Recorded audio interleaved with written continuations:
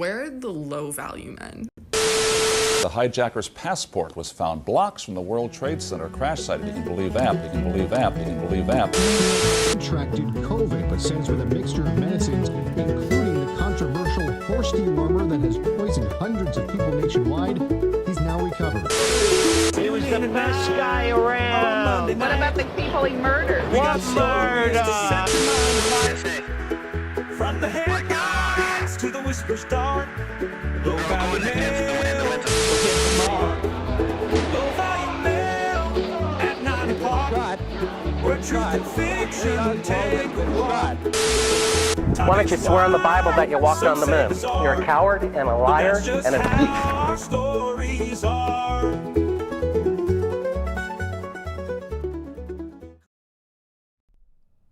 Welcome back, everybody, to an all-new episode of Low Value Mail on this Monday, June 8th, 2026, the year of our Lord. Welcome back. A little housekeeping before we get going. As always, there is a priority Patreon number for those of you that would like to support the show. You don't have to wait on hold all show sometimes. There's a U.S. number, there's a Canada number for all the Canadian scrotes, and it gives you a way better chance of getting through. It almost guarantees you actually getting through, to be honest. We're only going till 9 o'clock tonight because I am literally 3 blocks from Madison Square Garden right now, which we will be discussing this, but the Knicks are playing their first NBA Finals game at Madison Square Garden in 27 years. I do not want to be anywhere fucking near this place when the game lets out. I also want to watch the second half of the game. So we're going to have we're not doing a 3-hour show this week. We should be fine for next week. I have a show in Portland, Maine on Sunday night, but I should be back in time for a show next week, so we'll get some extra time in next week. Also, tomorrow morning, 9:30 a.m. sharp, I will be doing episode 2 of my Not Financial Advice live stream. We did the first one last week. For those of you that missed it on last week's episode, I am taking all the money. This is how stupid I am. I'm taking all the money that I make on Patreon every month. I'm loading it up into a Robinhood account and gambling on stock options, basically.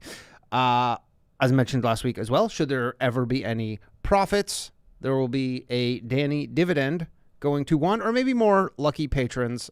Someone tried to tell me that this could get me kicked off of YouTube. I don't think so, though. Again, this is not financial advice. It's literally the name of it. And before any of you get too excited, we are currently down 37%. However, I did on Friday, we bought on Monday or whatever, last week on Tuesday, we bought some call options in the Geo group, big deportation ice play, and those doubled. So I sold those. So we got some cash to deploy tomorrow morning. But yes, down 37%, but we're still in the game. If you want to support the show, if you want to have access to the stream, patreon.com/lowvaluemail, MAIL. You get access to the live chat. You get access to this live stream. You get ad-free audio access for those real psychopaths. You get Discord access. I don't know what the hell is going on in there, and I don't want to know. All right, let's get to the show. Hopefully we'll see some of you tomorrow. If you're a YouTube member, YouTube literally takes half the money. I don't know if maybe you own Google stock and you're like, I just want to help Google out, help them release 64 million mosquitoes across the United States. If that's who you are, that's fine. If you want to sign up for the Patreon, though, that's better. They take like 8% or something a little more reasonable than 50%. All right, to the show. I'm going to be honest. If I'm anything, I'm honest. It was slim pickings for stuff to cover this week. It was. There was like some Israel, United States stuff, but to be honest, I as much as, I know a lot of you are obsessed with the Jews. These episodes don't do very well. I don't think people really, I don't know if people are fatigued, if you will. People don't seem to really care about kind of like Israel, America, Iran, kind of like minutia minor details about this war. I think we all have just moved on, being like, they're doing what they're doing. Nobody cares. So, but yeah, there wasn't, like I've said before, sometimes it's very obvious what the topic is. Sometimes it's not so obvious. But I did want to talk about this. I did want to talk about the hilarious trolling on the part of President Trump. I'm also going to talk about some H-1B breaking news. The B in H-1B, I guess you didn't guys know this, the B stands for breaking news. So, Donald Trump famously used to be a revered character in New York City. People liked him. People liked the guy. You see him on talk shows. He's yucking it up with Oprah and The View. They liked the guy. Whatever they may want to rewrite history, they did like the guy, okay? Now, most people in the city hate his guts. They don't like the guy, okay? And if they didn't hate him, maybe if you were on the fence before tonight, then they are definitely going to hate you now. Because he will be in attendance. Donald Trump right now he probably doesn't show. He probably shows up. Tip-off is at 8:35 and 90 minutes from now. He's probably going to show up, I imagine, my guess is he shows up at like 8:28. That's how I peg him. He's going 8:28. He is literally from me right now, maybe a few hundred yards. I can smell his spray on tan. Smell it, right? People in New York City are fucking hating this guy, though. Okay. As a result of him deciding to attend the NBA Finals, which I think he's like the first president to attend an NBA Finals game, which is, I could be wrong on that, but I think I heard that today. Odd stat. I mean, it would really only make sense. I was thinking about it. It would really only make sense. Like, George W. Bush probably didn't have a favorite basketball team, being from, I guess, the Mavericks, and you know what? Maybe the Mavericks were... No, the Mavericks were not in the NBA Finals when he was the president. Obama, the Bulls, they definitely were not in the finals. Clinton was from Arkansas. They don't have a team. So, this is his home city, and I'm sure he was a Knicks fan. There's been plenty of videos of him I'm sure he's a fair weather Knicks fan. I'm sure when the Knicks were dog shit for the last 20 years, he was not attending many games, if I could guess. But, he's coming tonight. A giant portion, literally 8th Avenue to 6th Avenue, 30th Street to 35th Street, completely cordoned off. You can't even walk in this area. Now, keep in mind, that area by itself, which is right beside Madison Square Garden, probably has hundreds, at least 100, but probably way more bars, restaurants, that now, instead of having literally their best sales night of the year, maybe ever, they're just going to be empty because nobody's allowed to go there. And this is all just so Donald Trump can watch a fucking basketball game, okay? People with tickets, there's people lined up. The game starts in an hour and a half. There's people who are just getting in line right now who will not see the tip-off of the game.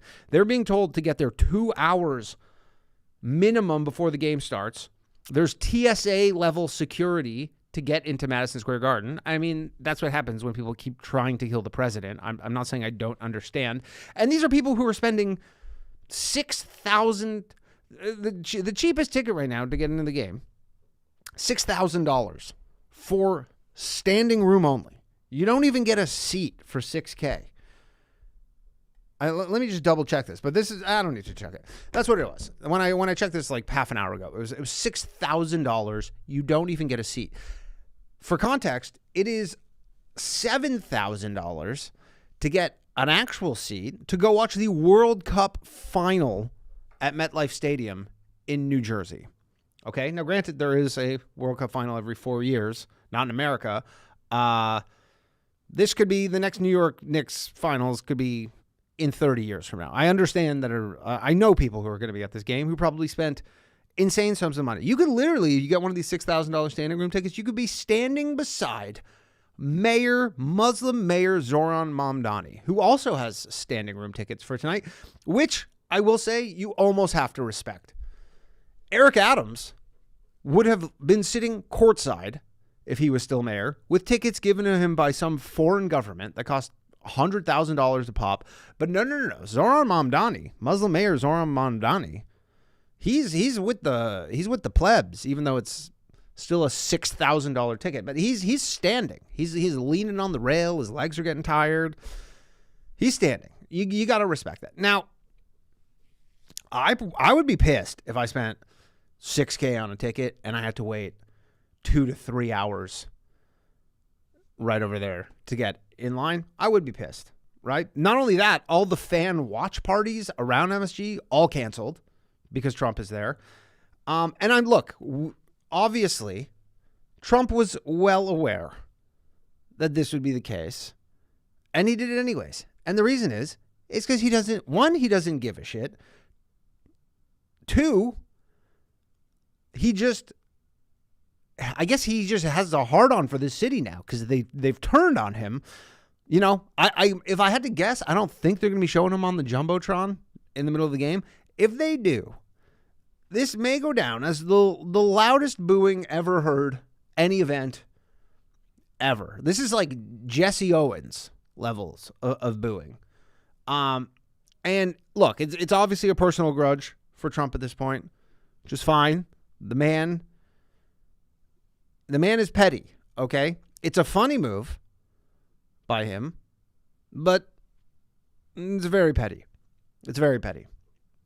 But then also at the same time, you know, the city did try to have him thrown in jail. So he's got no love lost for the city. These aren't his voters. He's literally just being like, you don't vote for me anyways. Fuck all of you, which I actually respect. And I'm not a Knicks fan, so I don't really care. So we'll see how that goes.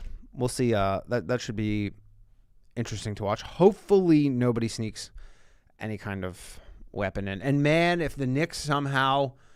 The Knicks are, I don't know how many of you follow basketball. The Knicks are on a 13-game winning streak in the playoffs currently. They've won 14 of 16 playoff games. They've won 13 in a row. If they lose tonight, oh my God, people are going to fucking be like, it was Trump's fault that they lost. He was a distraction. And man, if they lose game 4, oh my God, the city is going to be... It's going to be rough. There's also some I don't even know about conspiracies, but apparently, because Trump is in the box of the owner of the Knicks, James Dolan, who owns the Knicks, and apparently James Dolan wants to like move Madison Square Garden across the street, and they want to like tear down a part of Penn Station.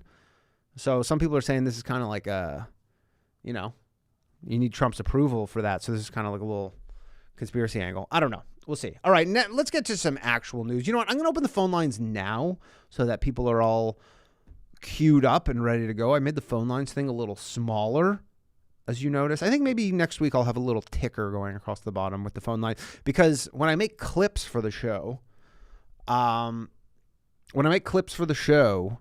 sometimes the phone line thing is like the edge of it is in the middle of the clip. It doesn't look good. So I made it a little smaller. We'll see if that helps for the clips. I hope you can all still read it. I'm sure you'll be fine. The phone lines are open, though. 1-347-391-6995 or priority Patreon numbers are available.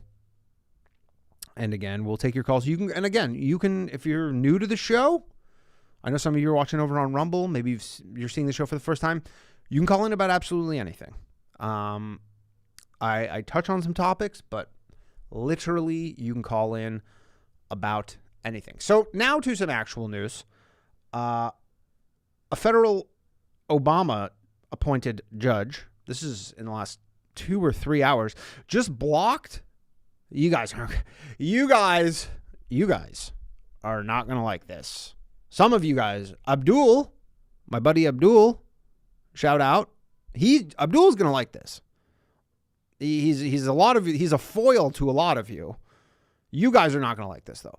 A federal Obama-appointed judge just blocked the Trump administration's $100,000 H-1B fee. If you recall, You know, there's been a lot of discussion around the whole H-1B program.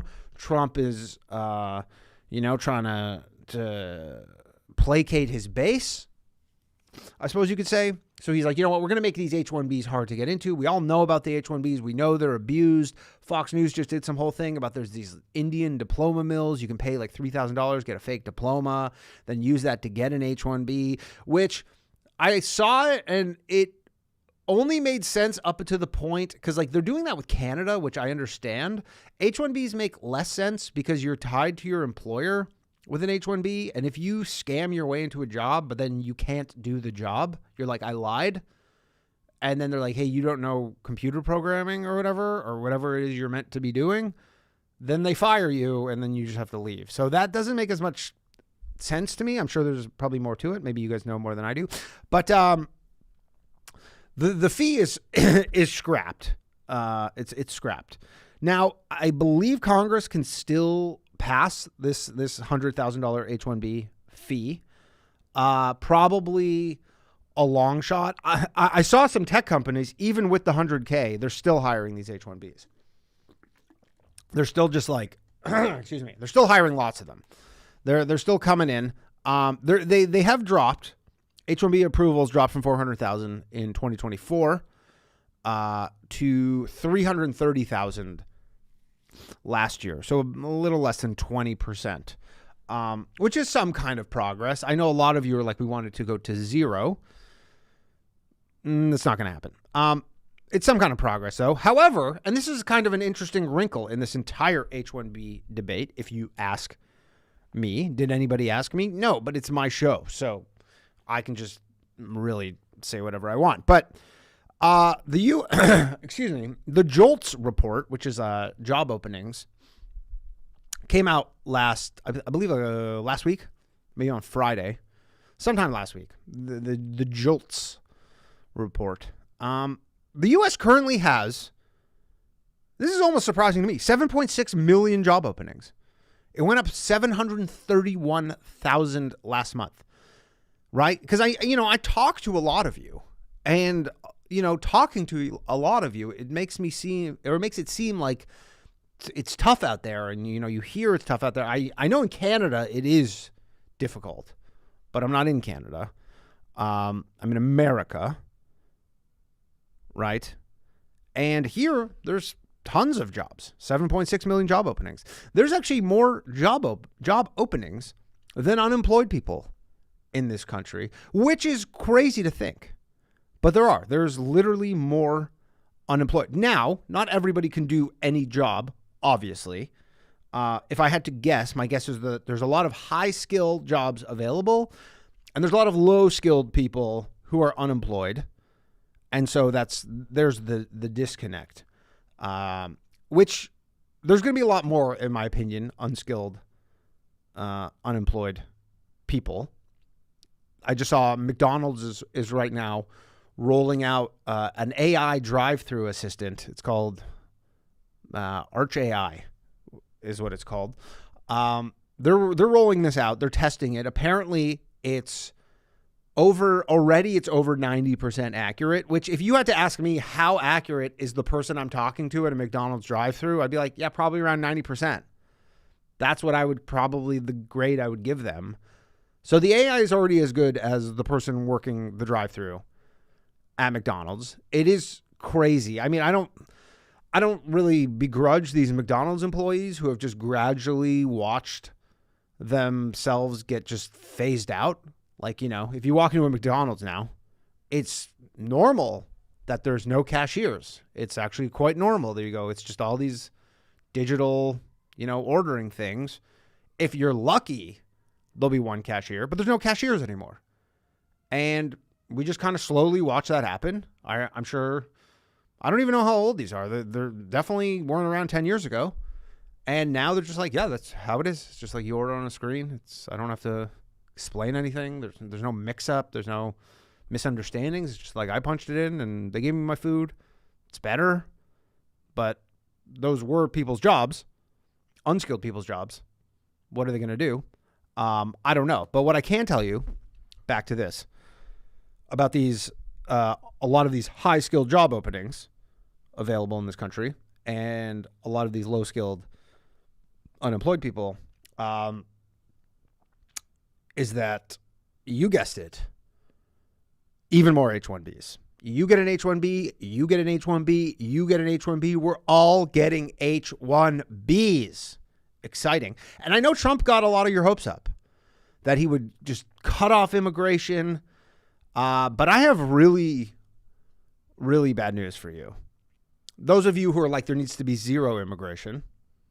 I don't have great news for you, which is that if Trump can't do it, no one will. Like, literally nobody will. He was the best hope of really reining this stuff in. And, he's doing little things here and there that's maybe, pumping the brakes on this stuff. But let me tell you, should we get a Democrat president in 2 years from now, roughly, buddy, it's over. It is over. He was literally the last hope. And it's just like, yeah, he closed the southern border. That's good. Still 100 million illegals in this country. That's not good. As I said, almost 2 years ago now, when he got elected, a year and a half, you're like, if you just do the math, you're like, you cannot physically deport all these people. It's just not possible.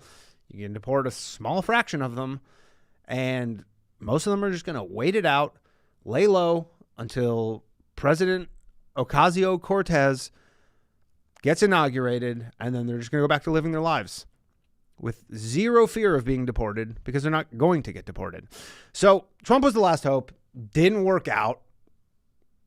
What you going to do, I guess. The best scenario for this, and I've also said this before, but is that the best scenario is that you get these AI productivity gains, which would potentially, like these productivity gains would potentially offset the need for more immigrants. Because like I've said, and this is the exact same thing is happening in Canada right now. Canada is in a recession, a technical recession.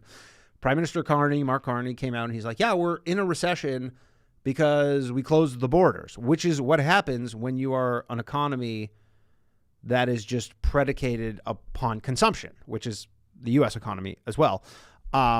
It's all about consumption. You get rid of the consumers and you go, yeah, obviously growth drops. Now, these AI productivity gains could actually make it so they don't even need to import immigrants because they can almost balance out the consumption and everybody's more prosperous. And you go, you know what, we could keep it at this like 3% benchmark, inflation benchmark, and not have to import it.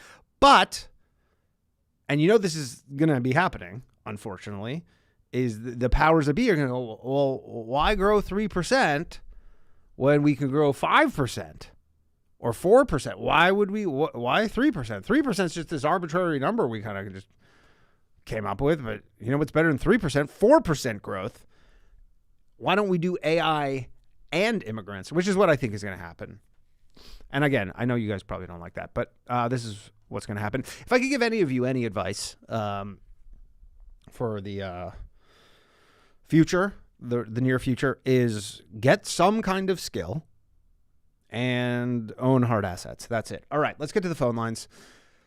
We're going to take some calls. Before I get to the call, if you would like to join the list of very important scrotes, aka the Scrote Wall of Fame at the beginning of the show, you can do so by joining the $10 tier here or on Patreon. Patreon is preferred. If you're already a member, you can upgrade. Again, Patreon preferred. You get ad-free audio. You get access to the live stream tomorrow morning, 9:30 a.m., access to our insane group chats, which I'm in all the time. And that's about it. And again, if you don't have any money, totally understandable. You can support the show. Just like the stream, share with a friend, leave a comment, or you can follow if you're a Spotify listener. And come see me on tour. This Thursday, I'm going to be in Atlanta, Georgia. My first time in Atlanta ever. Cleveland on Friday, Portland, Maine on Sunday, and then I have Tacoma, Spokane, Atlantic City coming up. Cleveland tickets are very bad, so if you live in Cleveland, please come to the show. And Rube Star is going to be doing a spot. If you don't like me, hopefully at least you like Rube Star. Come to the show. You can get tickets at DannyComedy.com or punchup.live/DannyPaulstruck. Let's go to the phone lines. All right. Do we have? Okay, Andre was supposed to call in. Actually, you know what? Let's talk to Rube first up. Let's get Rube on there. And by the way, I'm going till 9 o'clock. If some of you are left on, some of you may be left on hold. I apologize for that. Rube Star. Danny, Rube Star, can I there? tell you I've been eating... Yeah, can you hear me, Danny? Yeah, loud and clear, Rube Star. Can I tell you I've been eating mostly celery for the past 4 days? Why?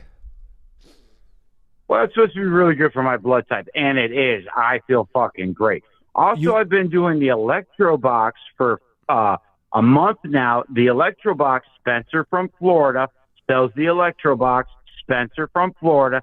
Danny, you probably forgot, but I recommended Spencer from Florida, who you can find on Instagram, be on your show for low value mail.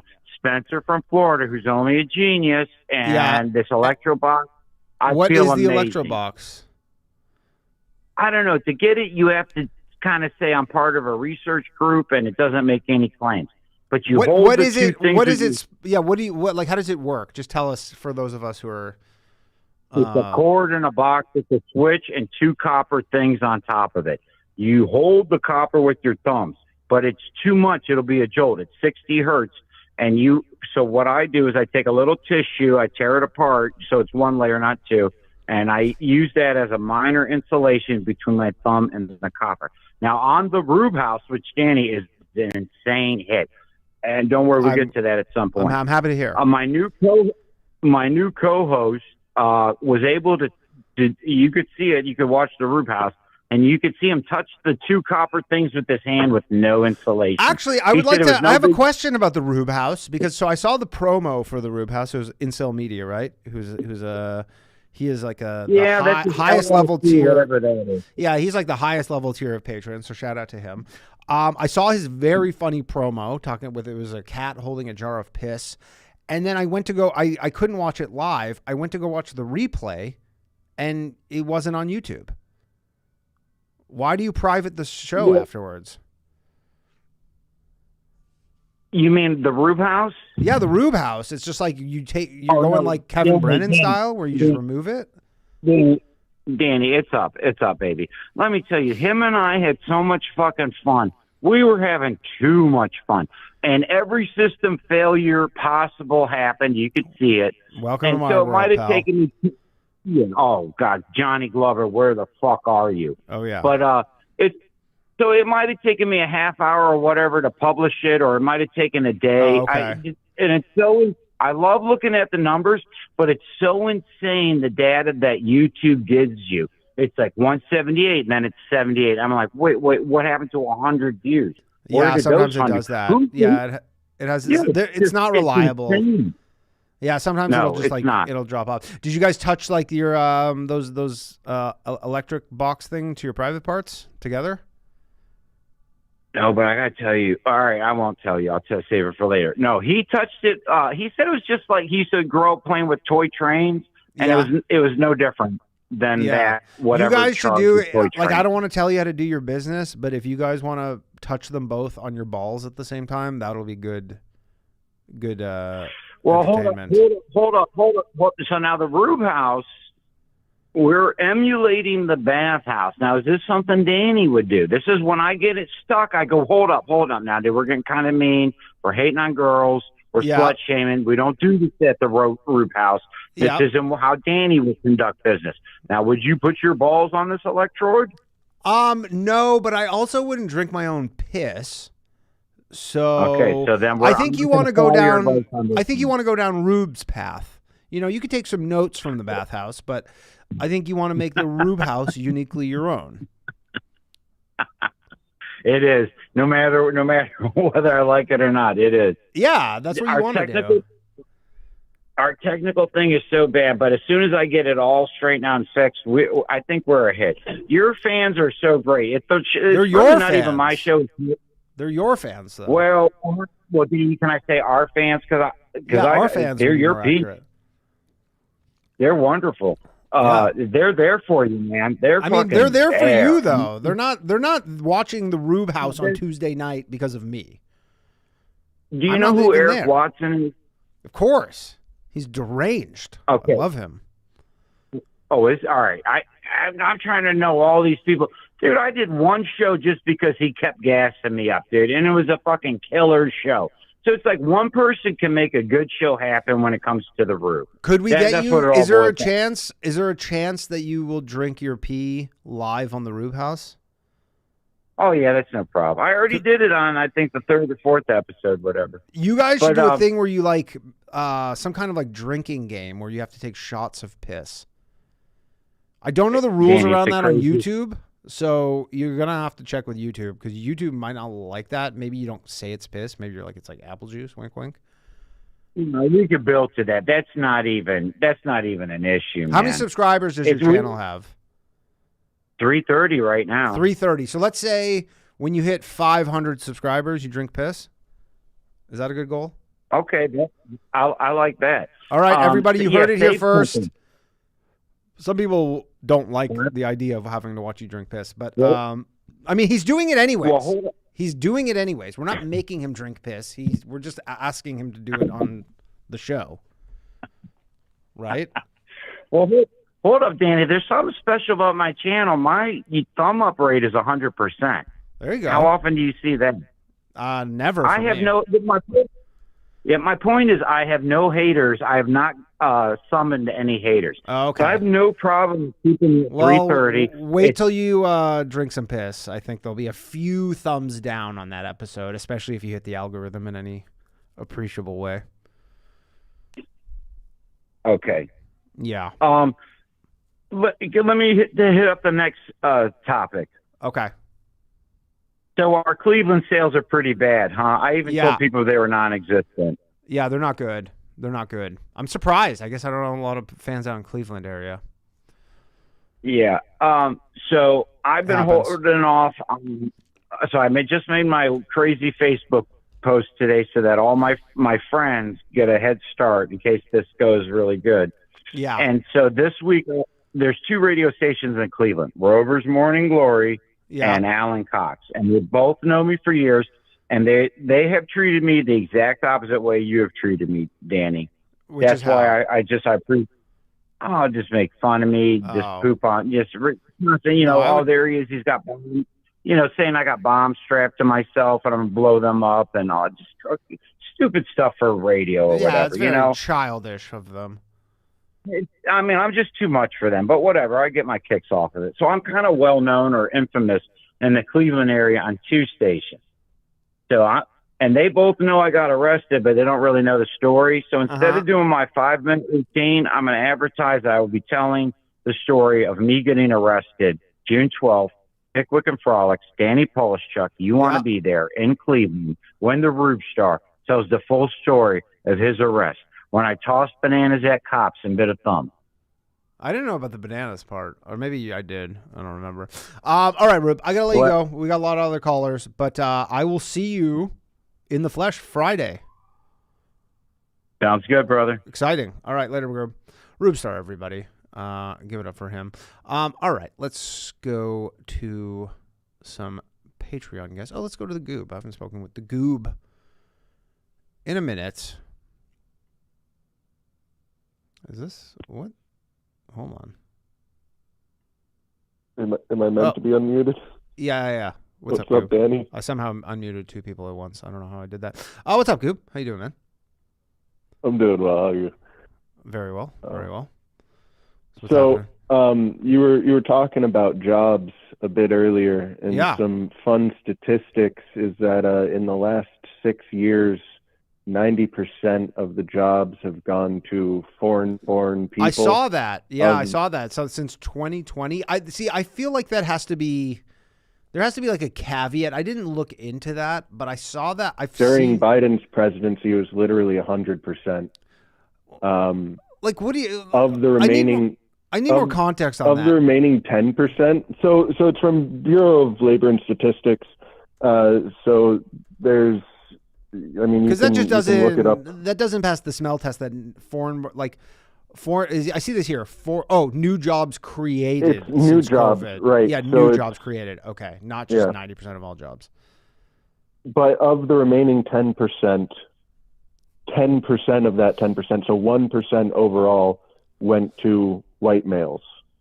Interesting. So, I believe that. And the yeah, 90% didn't go to white males at all. Well, maybe some of them did, 99% of the new jobs in the last 6 years did not go to white males in America. Yeah. The majority of the largest share of the working force. Mm-hmm. So, you know, I've made a lot of crazy statements on here, and you push back on them a lot, but they just keep getting proven more and more true. Such as? Let's hear 'em. I think the craziest statement I said is that it's safer to be a left-wing terrorist than to be a random white person in, I think I said America, but I'll expand that to Western nations. And I think the Henry Novak case demonstrates that quite well. Digwa remained uncuffed even well after they realized that Henry was dead. They had a recording of Digwa confessing essentially because he was speaking to his brother in whatever fucking sand nigger language he speaks. Sure. And they searched Henry's phone and his father's phone looking for racism, any proof of racism. And then even after all of that, they still tried to release a statement framing Digwa as the victim. Yeah. Which to me, that sounds just very UK nonsense. That sounds... No, it's the white hatred that is across all Western nations at the moment. Yeah. The blatant discrimination. I mean, 1% of new jobs in America when we're the largest working force, share of the working force. It is absolutely undeniable that white genocide is underway. I know, but again, but you know, back to the statistic I said, there's currently more job openings than unemployed people. Like there's literally an abundance of jobs. It's like they refuse to hire white men. But then they can't fill the jobs. It's literally illegal to do so in Virginia. To hire white men? Yeah. So they passed a law that at least 50% of all government contracts need to go to not white men. Really? Yeah, I believe that. They're the new, what is it, governor or whatever, senator of Virginia? Crazy lib. But yeah, like, I mean, the thing is if you need to, I guess the explanation is you're like, yeah, we literally are purposely not hiring white men, and then but we still have these job openings, so we are importing them, which is a pain in the fucking ass. Like when you have someone local to do the job, that's like that's like really spiteful. And between like 70 and 90%, depending on which demographic specifically you're looking at, of these invaders are on welfare. They're not employed. They are a massive drain on the economy. Well, then that makes what you're saying like, even we need to bring in less sense though. More. So they have all these open jobs. They're bringing these people to not work, which I'm not disputing if that's the case. So you're like, so who's doing these jobs? Like these people, like there's these companies that go, we need people to do these jobs, and then they're importing people to not even do the jobs. Correct. And then, but they're also not filling them with white men, so they're just leaving. And they're justifying those importations because the economy is collapsing, so we need to prop it up with more. I mean, that's literally what collapse the economy even more. Literally, what Mark Carney said. He goes, "Yeah, he's like our economy's bad because we stopped letting in foreigners," which is but that's such an obviously true. Stupid thing to say. Well, it's the intentional destruction of Western nations. It's not true when they are a massive drain on the economy. They're not a benefit to the economy in any way. I don't know if that's true. I don't agree with that. That it's just when wholesale. 80% are on welfare and not working. How could it be anything? I mean, I'd have to see that statistic. I don't know if I don't like, again, as someone who's not from America. Right? Like I can't speak to somebody who's like a refugee. Obviously refugee is like a different thing. It's so fucking hard to move to this country. Like it's so hard. It is like, I think you maybe think it's easy. It is the opposite of easy. It is so hard. It's so expensive to get in here. I know people who are like qualified to come here. Now, again, it's like in comedy and stuff who don't even who get denied. So like the notion that it's just a free for all. Now, obviously, like the southern border part element where they're like it's wide open, that element. But like to just come here it's not easy. So the notion that and like you are not getting a visa, like a resident visa to go on like social assistance. You're not even allowed to unless you have a green card. And I don't even know about green card. But like until it's either green card or a citizen. Until you're a citizen, you can't get social services. Like you can't go on welfare. So one, that's not true, and two, you're conflating a whole bunch of different things here, right? So yes, it was difficult for you to come over. I have no doubt about that. As a white man, but you have say as a white man. Sure. Say it. Sure. Say it's difficult for me as a white man. As a white man. Right, but you look at the Somalis that are now taking over Minneapolis. They came over and they were made legal literally by downloading an app from Obama. No, not Obama, but Biden. When you say you have legal, all of the illegals. What do you mean by made they legal? got legal status? They are technically here legally. The hundreds of thousands of Somalis. Yeah, all they had to do was download an app. Same with the Haitians, right? Like the Haitians, they had this right, but that temporary has been extended to 25 years. Not for the fucking Haitians. It's not really temporary. For Haitians, the Somalians, for the Somalis, the Haitians, I think we're ending this. You're all going back. Plus, if you come as a refugee, you can go. Yeah, if you come as a refugee, I want you to go, Danny. After the show, I want you to go onto your state's welfare website, and anyone else can do this in their own state. And just look at all of the options listed explicitly for illegals. They have more welfare available if you are illegal than for actual citizens or people on visas or anything else. Yeah, maybe there's so I don't know how this works. I've thankfully never had to use any of this stuff, but maybe is there federal welfare and state welfare, or is welfare only at the state level? So a lot of it's paid for federally, but it is distributed. But it's distributed, like you sign up for it through the state. Through your state. Through your state. Okay, so I'm on the New York State one right now. And I haven't checked New York State, but I've checked a couple. Well, New York State, I think, would be a decent one of the more liberal ones, right? Because it's like the most liberal. You know what's crazy? I don't even know what county I'm in. This whole county system. I'm just realizing. I'm like, is Manhattan a county? Oh, New York City. Here we go. But they not only offer welfare to illegal immigrants through means that they shouldn't be like in California. You know, if you get like a fucking library card, you can use that to get welfare. It's ridiculous. But a lot of these states are offering it explicitly for illegals.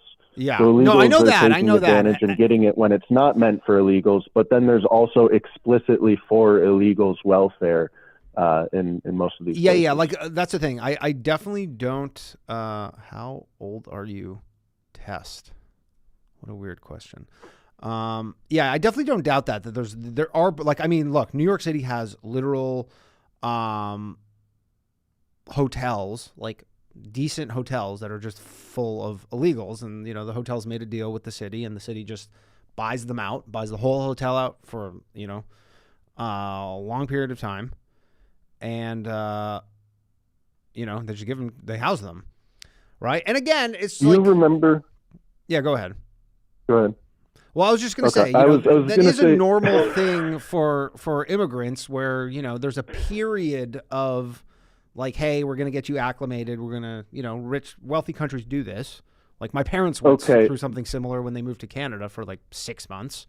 Now, again, some people are doing this for 6 years. That's obviously. Yeah, there was a whole operation that was exposed where they were fast tracking and like getting every illegal that comes over on 100% disability.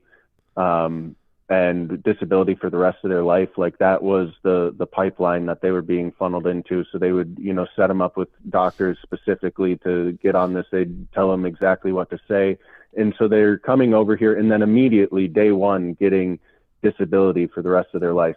But do you remember when I was talking about how our technological leverage is infinitely more than it was a few hundred years ago, but our quality of life and our production is all going down. And I talked about how like less than 2% of the population is working in agriculture, but we're the largest food exporter and all of this. Yep. And I was like, it just doesn't add up. Well, productivity gains. It's just the funding, all of the productivity of the middle class being stolen and redistributed to the immigrants that are all on welfare that are coming over here by the millions makes it makes sense once you understand that. Back then, I didn't get it. I don't understand where all the productivity is going. It doesn't add up. That's where it's all going, though. That's the answer. Well, I was just talking more like if there's less people farming, but there's more output from farms. I was just saying maybe it's more efficient farming is what I'm getting at. By the way, I went through the New York City website.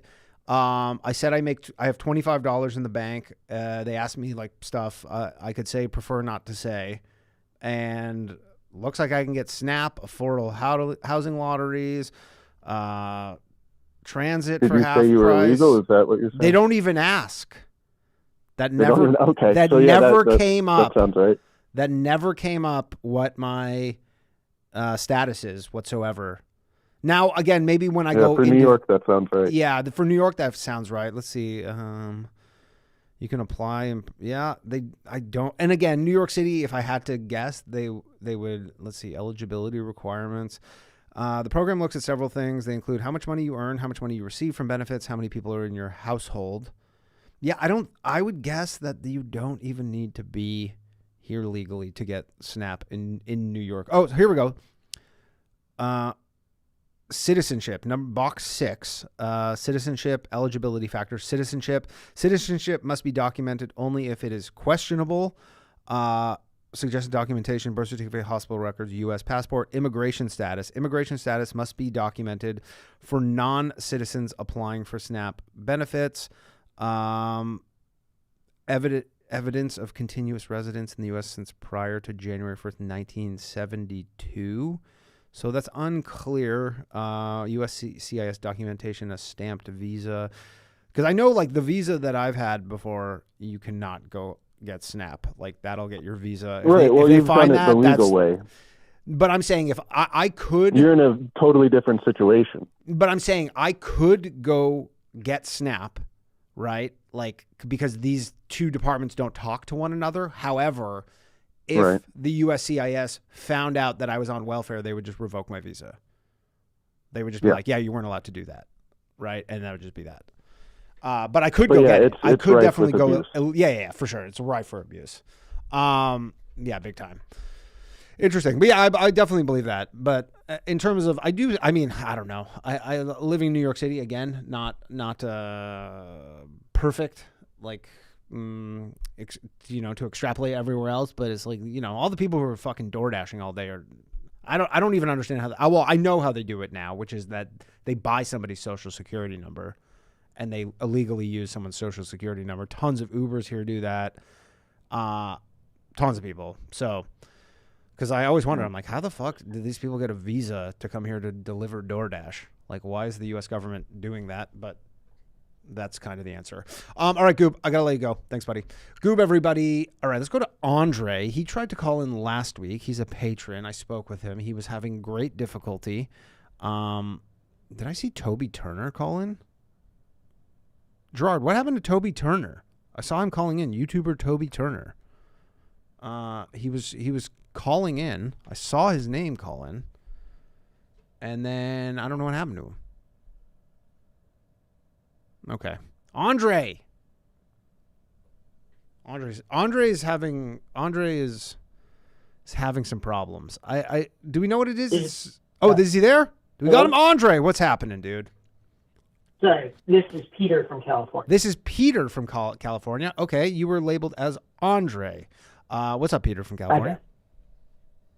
Hey, so I'm gonna see Nick Shirley, the dude who did the. Yeah, I saw you posted that in the Patreon chat. You're going to see him. Yeah, and sorry, I just signed up for Patreon. I don't know how it works, and all good. I couldn't figure out how to DM Abdul, but you can't DM other people, but just use the live chat. Just use that live chat. It's just like it's like a big it's a big group chat basically, and that's the best way to do it. Gotcha. So, first of all, actually, you have any questions you want to hear from Nick Questions for Nick Shirley. I don't know if I do have any specific questions for him. So mine's going to be about Minnesota and Somalia. So just think about it. I was reading Dylan's response, and I honestly didn't know anything about this whole nuance that Somaliland being recognized by Israel. And there's a separate you know what? I saw that question from Dylan, and I've heard that before.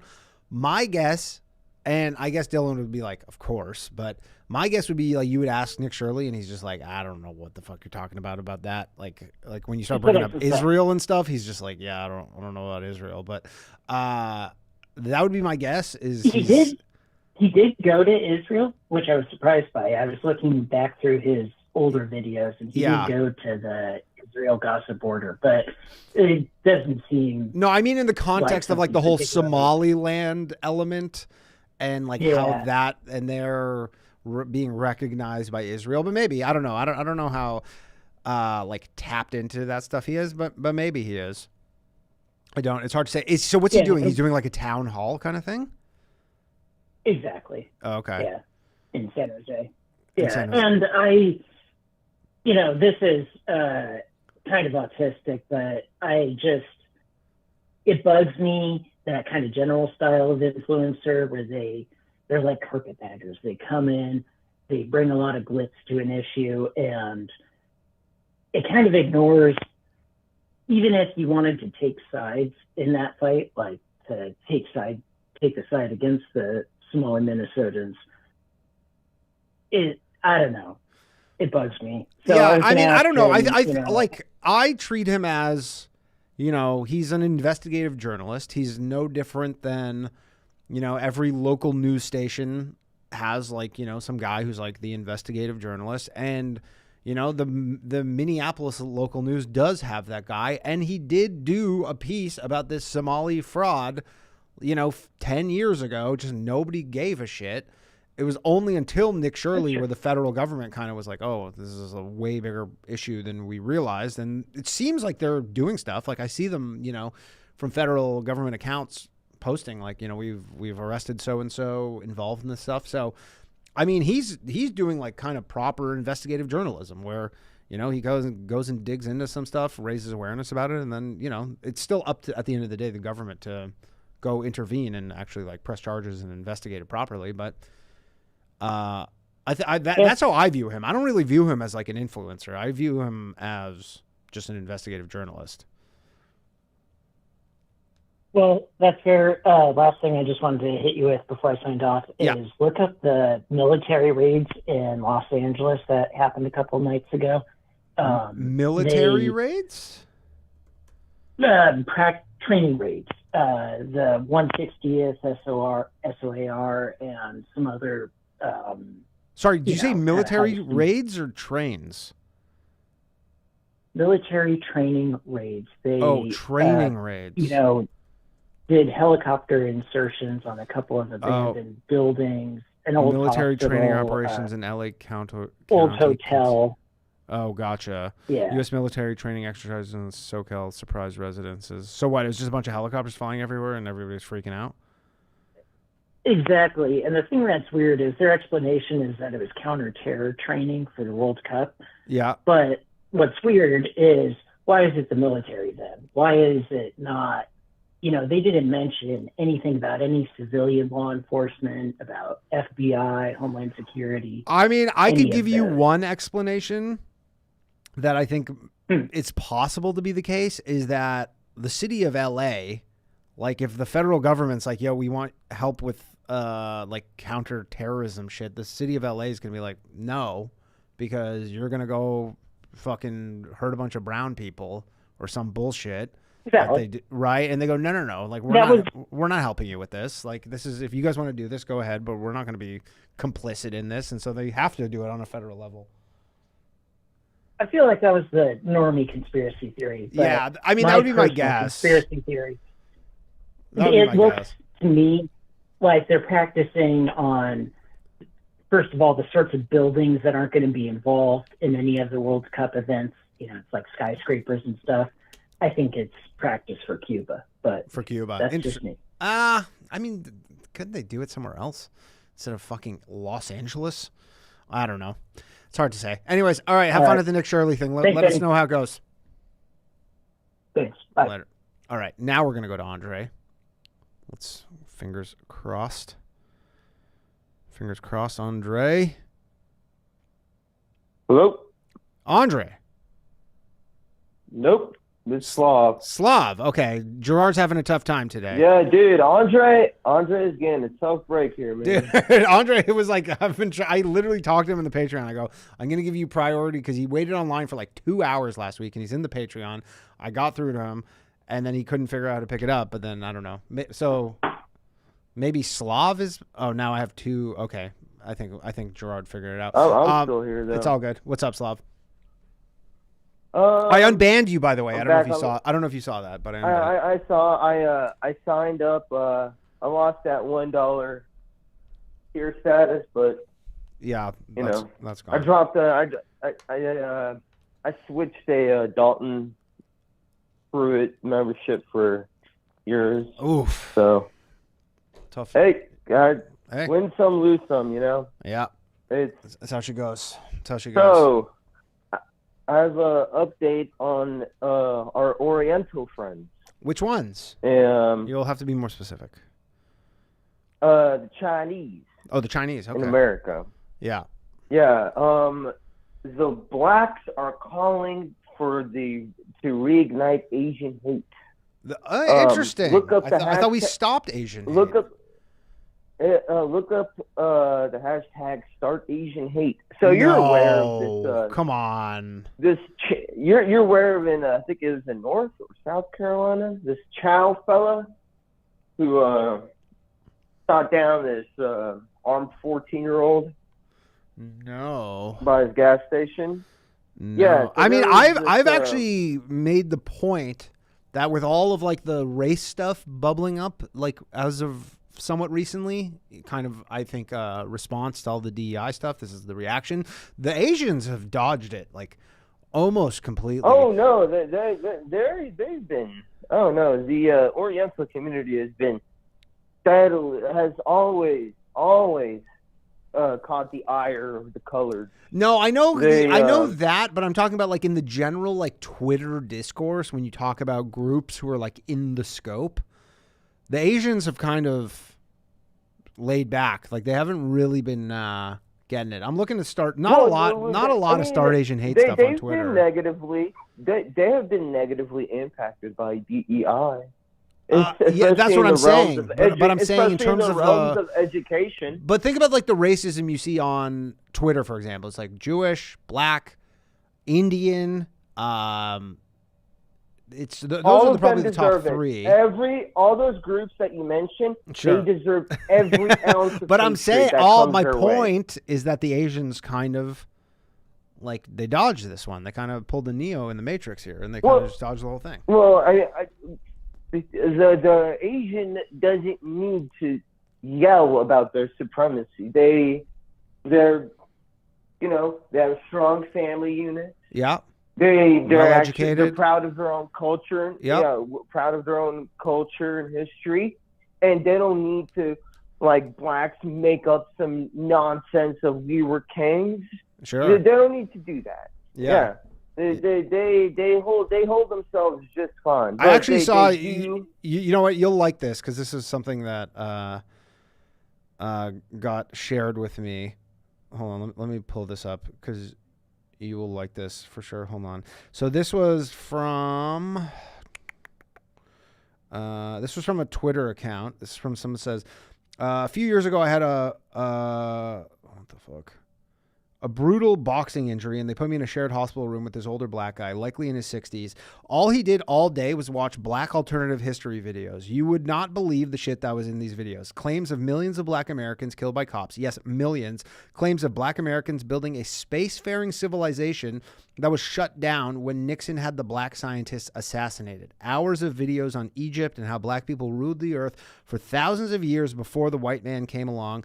If you want to know why black Americans are so delusional about Many things you have to understand that this is their social media algorithm. Instead of watching a documentary on the Battle of Agincourt, they watch fake AI history videos on how they were genetically experimented on, which is why they can't reproduce their inventions that created the world.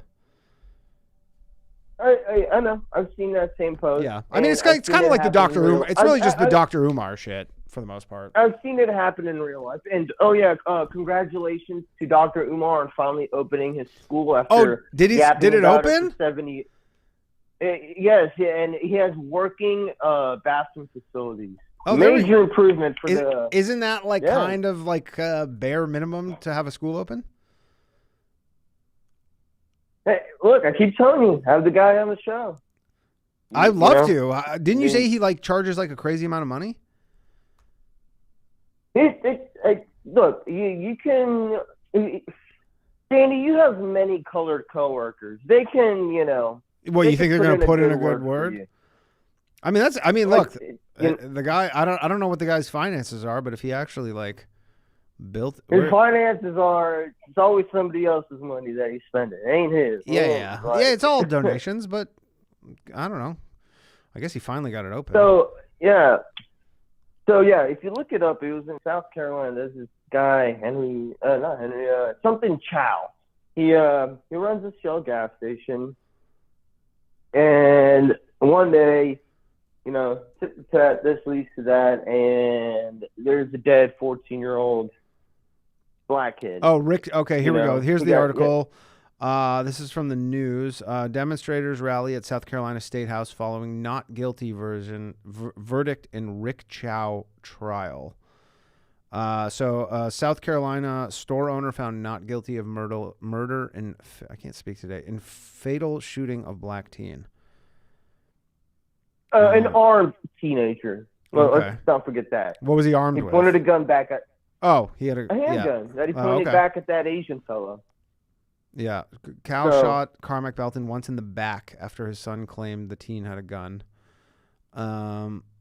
Did they find the gun? Yeah. Damn, the dude already did 3 years in prison. Who? Chow. The Chow? Yeah, I guess since it happened, he's been locked up, waiting to be. This was May 28th, 2023. His trial, he was found not guilty, which is kind of crazy that you could be found not guilty, and they're like, yeah, well, our bad. You still have to serve 3 years in prison. You're like, so was he not guilty, or did he serve 3 years in prison? This is the type of society we have, that we accommodate the sub-Saharan animals. I mean, I'll say, if you ever kill someone by shooting them in the back, that doesn't look good ever. If you shoot someone in the back, you're probably getting hemmed up, just logically you're like, this person was leaving, and so you're like, what danger was there to you? The moment you shoot someone in the back, you're like, okay, well, that's. I mean, you're having problems for yourself. Yeah, I get that, but this is the society that we've been forced to share our society with these savages. I mean, Danny, they point to... You're not even from America. I'm more American than you would ever dream to be, Danny. I mean, even if I become American, we would be the same amount of American, which is not born in America. No, we wouldn't. No, we would not. Your allegiance, we know where your allegiance lies, and it's over there in that nation by the Mediterranean. It's fine. Okay. It's fine. It's fine that you're honest about it, because you're not being like a two-faced about it. Yeah. But the reason I bring up this case is because now we also have the Austin Metcalf. Yeah. May God rest his soul. Which again, that kid's going to jail for sure. Boy, his own peers of his own skin are just throwing his dainty little black body right under that bus. So then what's the issue here? Shouldn't you be happy with that?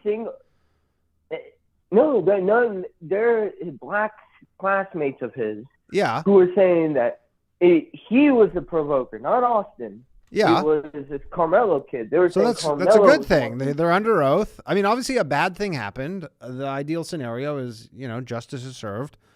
These kids are under oath, so they're obviously aware that you're like, if you lie under oath, it's a crime, and they're telling the truth. That Karmelo kid, he's gonna need a weighted vest because his own body weight ain't gonna snap his neck in those gallows, boy. I mean, I don't think he's. I don't think. But what's gonna happen is people. I know he's not gonna get the death penalty. You think the whites are gonna raise up if he gets acquitted? He's not gonna get acquitted. But if he does, what is gonna happen? If he does, what's gonna happen? Are the whites gonna do anything? Hey man, I'm not saying there won't be, a small band of disgruntled whites who just pull up in a pickup. Yeah. I mean, look at that cowhead in India who stabbed up Henry Novak. He just had a boiling hot sugar water thrown on his face in jail. Great.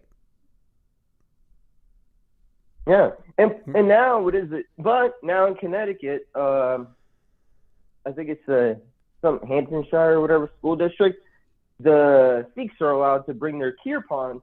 The only problem is, do you know what the actual intention of those Sikh knives are? The intentions? No, I know they're religious. The purpose of that knife is to kill Muslims on sight.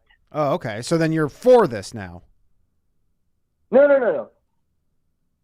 How many Sikhs do you know have killed Muslims? Because I remember Sikhs. We had Sikhs too when I was in college. Yeah. And we also had Muslims. And I asked the Sikhs, "Why aren't you killing him?"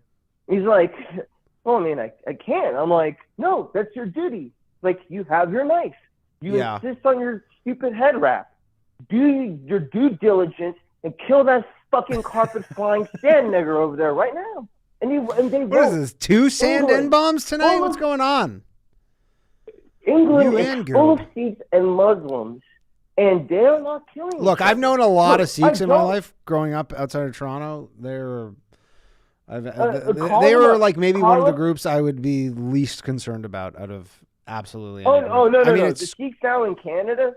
You know the Sikhs now in Canada. It's the Khalistanis in Canada. It's not the Sikhs. I don't care. They're all the fucking same to me. Well, you import third world clan wars.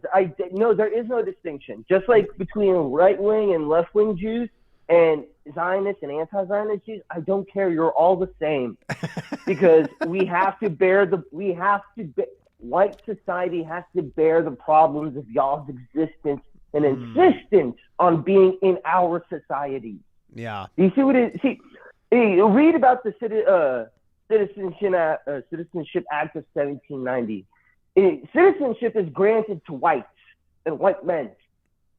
See, access to white. I mean, you just live in like a totally different reality than everybody else. You're like, no. See, Danny, I had to grow up and go to school with blacks. Did you? How many? I had exactly. There was Listen to how privileged you. There were like 4 of them in my school. Oh wow! 4 token Negroes. Enough for a barbershop quartet. They can snap their fingers and whistle fucking day for your ass. That's the funniest thing you've ever said. Hey man, this is a new paradigm. It's a new country. It's the country that you are wistful about, that you dream of. That country's dead. No, the country that I remember, that I grew up in, not you, that I grew up in, no longer exists. I mean, shit moves fast, man. I don't hear English. Okay. I mean, again, Are you having any kids? Are you personally doing anything about this? Because you complaining on the internet is not accomplishing anything. Is there a Mrs. Slav just like in the works? Can you fucking get one from a shipping container from Russia? Can you ship one in? A woman you can impregnate. We gotta focus on erasure and removal. That's the first. Well, step. that's what. Here's the thing. While you're focusing on erasure and changing, I guess, like the denominator, all these people who you have such an issue with, they're just multiplying, right? So it's like it's getting even worse for you because you're just complaining. They're doing something. You think your complaining is doing something, whereas they're actually doing something. They're being facilitated by the likes of you. So, I mean, for fuck's sake, you were saying that we need to bring them in for labor. No. I'm not saying we need to. Again, I think a lot of people confuse when I explain how things work with me endorsing how they work, which is two different things. When I say that they bring in people to prop up the economy, I'm not saying that I'm in favor of it. I'm just saying that is what is happening, right? And if I explain something, doesn't mean I'm endorsing it. I'm just saying that's what's happening. I don't know. It seems like you're just parroting it, and I'm not parroting it. That's actually not something a lot of people actually say when it comes to immigration. They say all this diversity bullshit. It's something actually not a lot of people say, which is like, yeah, they need the fucking number to go up. It is a diversity thing of we want the white race to no longer exist. The white race is always going to exist. Like, what do you mean? Maybe as a majority, but we're it's 8% we're 8% of the world now. We used to be 20. Yeah, and it's because fucking you guys spend too much time bitching on call-in radio shows and not enough time fucking. Get fucking Slav. All right, I gotta let you go. Slav, everybody. Guys, you can improve the world, or you can go complain about it. Now, third time's a charm. Andre. For some reason, I don't feel good about this.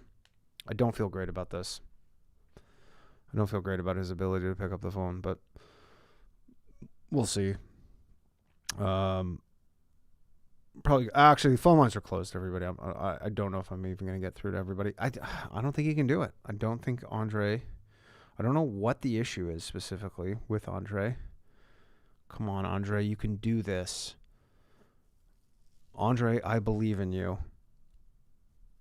This is... Oh, here we go. Andre. Hello. We did it. I cannot believe my lying eyes and ears. I'm on the low value mail. You made it, Andre. I was so worried. Happy. I was so worried. happy. What's happening, pal? Danny, I felt so stupid every single time you would call on some other caller. Yeah, well, say, hey, that was Andre. Gerard's. That was like Gerard's fault. Yeah, that was Gerard's fault because Gerard labeled two different people as Andre. It happens. Yeah, no blame on you Gerard. Tell your dog, like, go for a walk, and the dog immediately rushes to the door. Yeah. And, you were very excited. And that's how I felt. Yeah. What's up, I was so excited. What's up, Andre? Well, I have to say this phrase, long-time listener, first-time caller. There we go. So That's music to my ears. Music to my ears, Andre. Are you American, Andre? First of all, I live in Florida. I'm an American citizen. Yeah, where all the Russians are. As you can imagine, Sunny Isles. Based on my accent. Sunny Isles? You can imagine, based on my accent. Oh no, actual North Florida. Oh, okay. You're not with all the Russians in Sunny Isles? Oh no. I've been living here for 11 years. Moved when I was a teenager. My mom got married, so that's a little bit of a background. Cool. But yeah, if Slav gets his way, I'm going to be deported, but and I don't think he's going to get his way. He's not going to get his way. And every Russian I've ever known, which is many, I don't think there's anything worse you can do to a Russian in the West than send him back. There's no greater penalty than sending them back. That's quite accurate. Yeah, but first, I want to thank two people. Yeah, go ahead. I want to thank two people who inspired me to become a subscriber. First, I want to thank Slav. Yeah.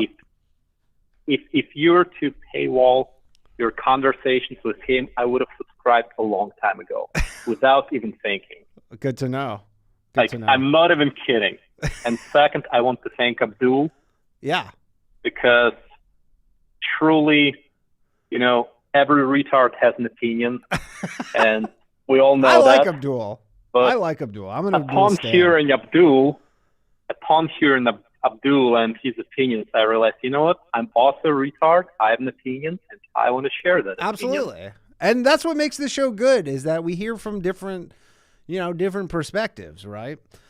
That's what's absolutely. We don't want to just hear the same shit from every person. That's not entertaining. Exactly. And once again, talking about the same shit from different person. I don't want to talk about the immigration system and how it's broken and so on and so forth. Because every other caller have already mentioned that. Yes. But I'm getting my PhD. Okay. What in? I would like to talk about the state of higher education. Okay, so let's hear it. I'm getting my PhD, and it's North Florida. It's a pretty good university, and there is so much talk about H-1Bs and how people come and scam the system and so on and so forth. But the system is already broken at so many levels. Yes. For example, I'm getting my PhD, which means I already had my bachelor's, and after that I worked for a couple of years, and I was earning, let's say about $5,000-6,000 a month, which is a pretty good amount of money to earn right after college. Yeah. I'm a chemist, by the way, so that's a chemist. That's pretty decent. Yeah. Now I'm a PhD student, so I'm overworked, underpaid, and my stipend is about $2,000 a month. Oof. So the question is, how are you supposed to survive earning $2,000 a month? Yeah, that's tough. I'm glad I was able to save some money, but realistically, now the PhD is what's the duration of the PhD program? On average, it takes about 5.5 years. 5.5 years. Jeez. So yep. you have to subsist. And we are talking. Yeah, you have to subsist on $2,000 a month for 5.5 years with pretty bad inflation in this country. That's hard. Oh, exactly. And we're talking after taxes, but it's not much more before taxes, as you can imagine. Right. Yeah. So the entire system of higher education is kind of uses graduate students as fuel because we do everything. Yeah. We teach the undergrad, we grade, we proctor the exams, and most importantly, we do research. And when it comes to research, it's not a 9-to-5 job. Right now, it's 8 o'clock. I'm still in my lab, just stepped in some empty room to make a phone call. And the thing is, we get, once again, virtually nothing. Sometimes it's a little bit more, depending on where you live. If I were to live in a large city, I would probably be getting maybe $3,000 a month after taxes. But your quality of living would probably be the same when you factor in like extra absolutely. Extra cost. Now, is a PhD essentially considered almost an apprenticeship? Because what you're describing to me sounds like an apprenticeship, like someone who's a trade. And you get paid like shit for a period of time, but once you're out of it, like, is there a very high paying job waiting for you at the end of this, or are you just going to be a professor? There is a very high floor because once you have your PhD, unless you're a complete idiot or a drug addict, you are going to be getting decent money. Yes. But then the question becomes, do you want to earn a lot and then you go to industry, or do you want to care about your legacy, recognition, fame, and so on and so forth? Right. And then you stay in academia, you have your own research group, and you discover something cool, and that's a dream. Okay. Can I push back on that slightly in terms of the recognition? Go for it. I can't name, and I would guess that not one person watching this right now could name a chemist.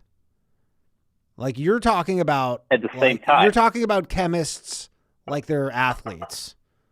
Just go work for a private company and make a lot of money. Like, what I mean, I guess it's cool if the guy who's the top chemist knows who you are, but like, really, who gives a shit? I mean, based on your argument, just start an OnlyFans. More people are going to know you. Well, I'm just saying, go, I'm sure you can contribute to the field of chemistry working in a private business. Like Well, without any doubt. Yeah. Without any doubt. You maybe don't get the recognition amongst fellow chemists, but I don't know. Is that? I mean, I guess what? Who's the most famous chemist ever? Who's the Michael Jordan of chemistry? Alfred Nobel, guy after whom the Nobel chemistry, the Nobel Prize. The Nobel Prize is. He's what, the dynamite guy? Yeah, so it's among many things, but all right. Famous chemist. Who's the second most famous chemist? Huge drop off, huh? You're putting me on the spot. But that's what I'm saying is you could be the second most famous chemist of all time, and 99.9999% of the population of the world would never know who you are. Yeah. But I mean, think about those people who discovered DNA. People. Well, like, we know who they are. Francis and Crick or whatever. Exactly. Yeah. Exactly. Watson and Crick or Watson. Think about Dmitry Mendeleev. Yeah, exactly. Think about Marie Curie and her husband. Like, there's quite a lot. Okay. But, all right. What I was trying to say is that based on the way the system is set up right now, if you're a domestic student, which I am, and you go for a PhD, you're either an autistic genius, and you wake up, you think about chemistry, you go to bed, you think about chemistry or whatever your respective field of science is, and even your dreams are about chemistry. Or you're just a complete retard who doesn't know what to do with their life. And then, trust me, but at the same time, you have to be very smart. Right. To, pass all the exams and so on and so forth. And that was kind of my scenario because I was happy making money, but I felt like, I can kind of do something more. I can contribute to this world. I can advance science a little bit, which definitely isn't the best way to, not the most strategic way to live your life, but I enjoy doing what I'm doing regardless of what's the dream thing that you, because like what's the dream thing that you would kind of concoct in terms of chemistry? Would it be like a drug? Or would it be like some kind of crazy drugs is how you make a lot of money. Drugs is how you make a lot of money. I work with polymers, so think about plastics and all that crap. And plastic pollution is a huge issue. Okay, so you could kind of reduce. You're more like you can solve guy. actual world problems. Yeah, yeah, you can do that. Yeah, okay. You can actually improve the lives of many people. And other than that, I mean, you can teach students every semester. I teach who knows how many students, and I can see my influence on their lives. I can see that, and it's a very rewarding experience. So fair. The system itself, we are obviously overworked and underpaid, but it's a very interesting setup, and I'm sure it worked so much better back in the 70s and 80s. And since then, everything, all the prices have risen up, and the stipends have barely followed, and you're expected to work 60, 70 hours a week doing your research, right? Data, and if you don't, there's someone who gladly would, right? Like it's not like if you. Oh, absolutely. It's competitive. But that's the result. I mean, that's the system. It's you can complain about the system, but that's what it is. And I'm sure the college you work for is like for-profit. No, it's a state school. Oh, it's a state school. Okay. Non-profit. It's a okay. state university. But so that's the result. If you're a smart kid living in America, you have almost no incentive to go for a PhD. You have almost no incentive to contribute to, the field of fundamental science or anything like that. Because in my cohort, I think about maybe 35 to 40% of incoming students were domestic. And when I said maybe 45, let's say 35 to 45. Yeah. When I say domestic, I mean finished a 4-year American university. So some Chinese girl who came here for an education, but then at least received that American education, I would consider her to be a domestic student. Right. So maybe let's say 40%. And did they do their PhDs in the U.S. or did they go back to China? It really depends. It really depends on the state, because in Florida, due to, the relationships with China, we have almost no Chinese students. As you can imagine, we have a lot of Indians. Yep. It's 40% domestic, 40% Indian, and then 20% from the rest of the world. Did you say 40% Indian? Which is, oh yeah. See, that's why I'm always nice to the Indians, because the writing is on the wall here, where they're going to be. And they're when the new I say game Indian, in town. I mean, oh yeah. And when I say Indian, I am being slightly, insensitive and disrespectful, because I unite Sri Lankan, Pakistani, Indians all together. But they're all Indian to me. Oh yeah, exactly. So 40%, then 20% all around the world, which is exactly the way it's supposed to be, because that's one of the advantages of such an amazing system of higher education that the United States has. We're like the vacuum. We're stuck in the talent from the entire world. Yeah. And that's the way it's supposed to work. You know, there is a smart girl in South Korea. We give her scholarship. She comes over and she contributes to the American economy, which is something that you would definitely appreciate and everyone would appreciate. So you're pro the H-1B, because I got to let you go, but you're kind of, if I understand correctly, you're kind of pro the H-1B system which is the people who are proponents of it say, like, you know, you get the best talented people from all over the world, and that is overall a net benefit. The answer is yes and no. And if I can explain, go ahead. You've definitely explained yes. The reason why the answer is no, it's so heavily dominated by Indians. I think 70% are Indian, 12% are Chinese, and so on and so forth. And you cannot, and like that's what's happening is, you know, at our university, Indians congregate with Indians. Right. They collaborate with Indians. So there is no real contribution to other people. Because if you're one out of two, I don't know, Mexican students or South Korean students, you would have to assimilate. You would have to be more American because that's all you have. So they're not assimilating well. Yeah, and I mean that kind of makes sense. I mean that's kind of it is a criticism of Indians. If the entire H-1B system was to actually represent the entire world, or rather the talent, rather why, than just because India and China have fairly similar populations, so you would think that they would be equally represented here, not this crazy there are disparity. two explanations. What's the explanation? And then I got to let you go though, but just give me a quick explanation. Oh, absolutely. Explanation number one: the Chinese system of higher education is so much more advanced. Right. So smart Chinese kids have way more motivation. And probably the country of China doesn't want to lose these people, right? China's like, we don't want you leaving.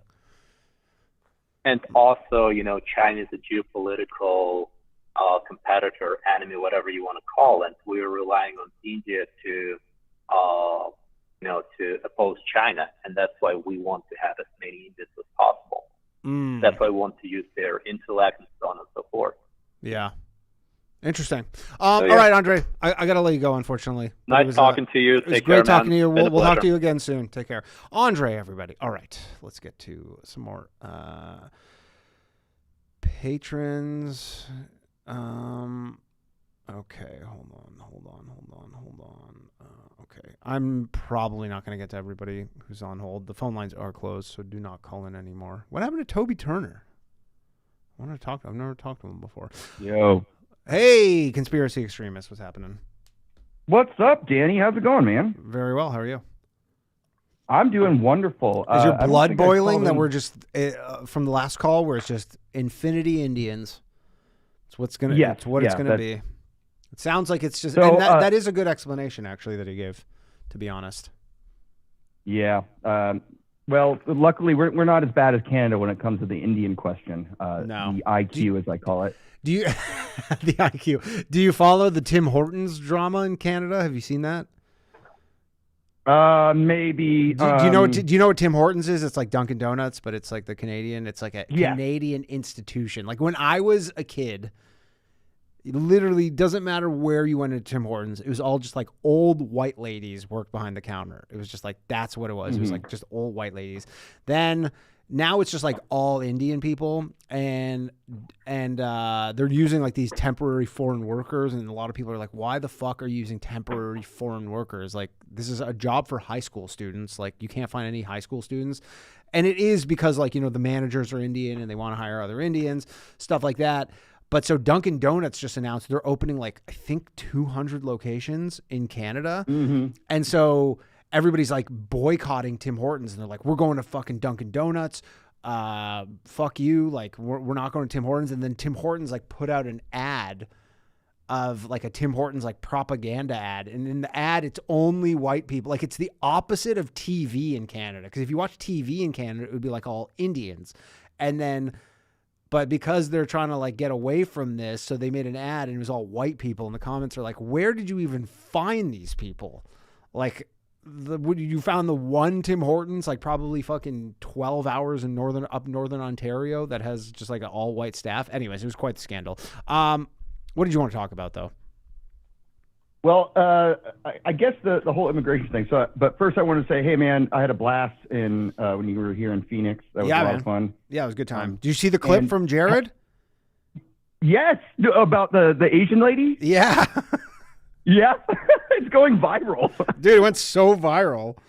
It literally probably got 10 million views of Jared destroying my feature act. It wasn't my feature act. It was the feature act. I didn't book her.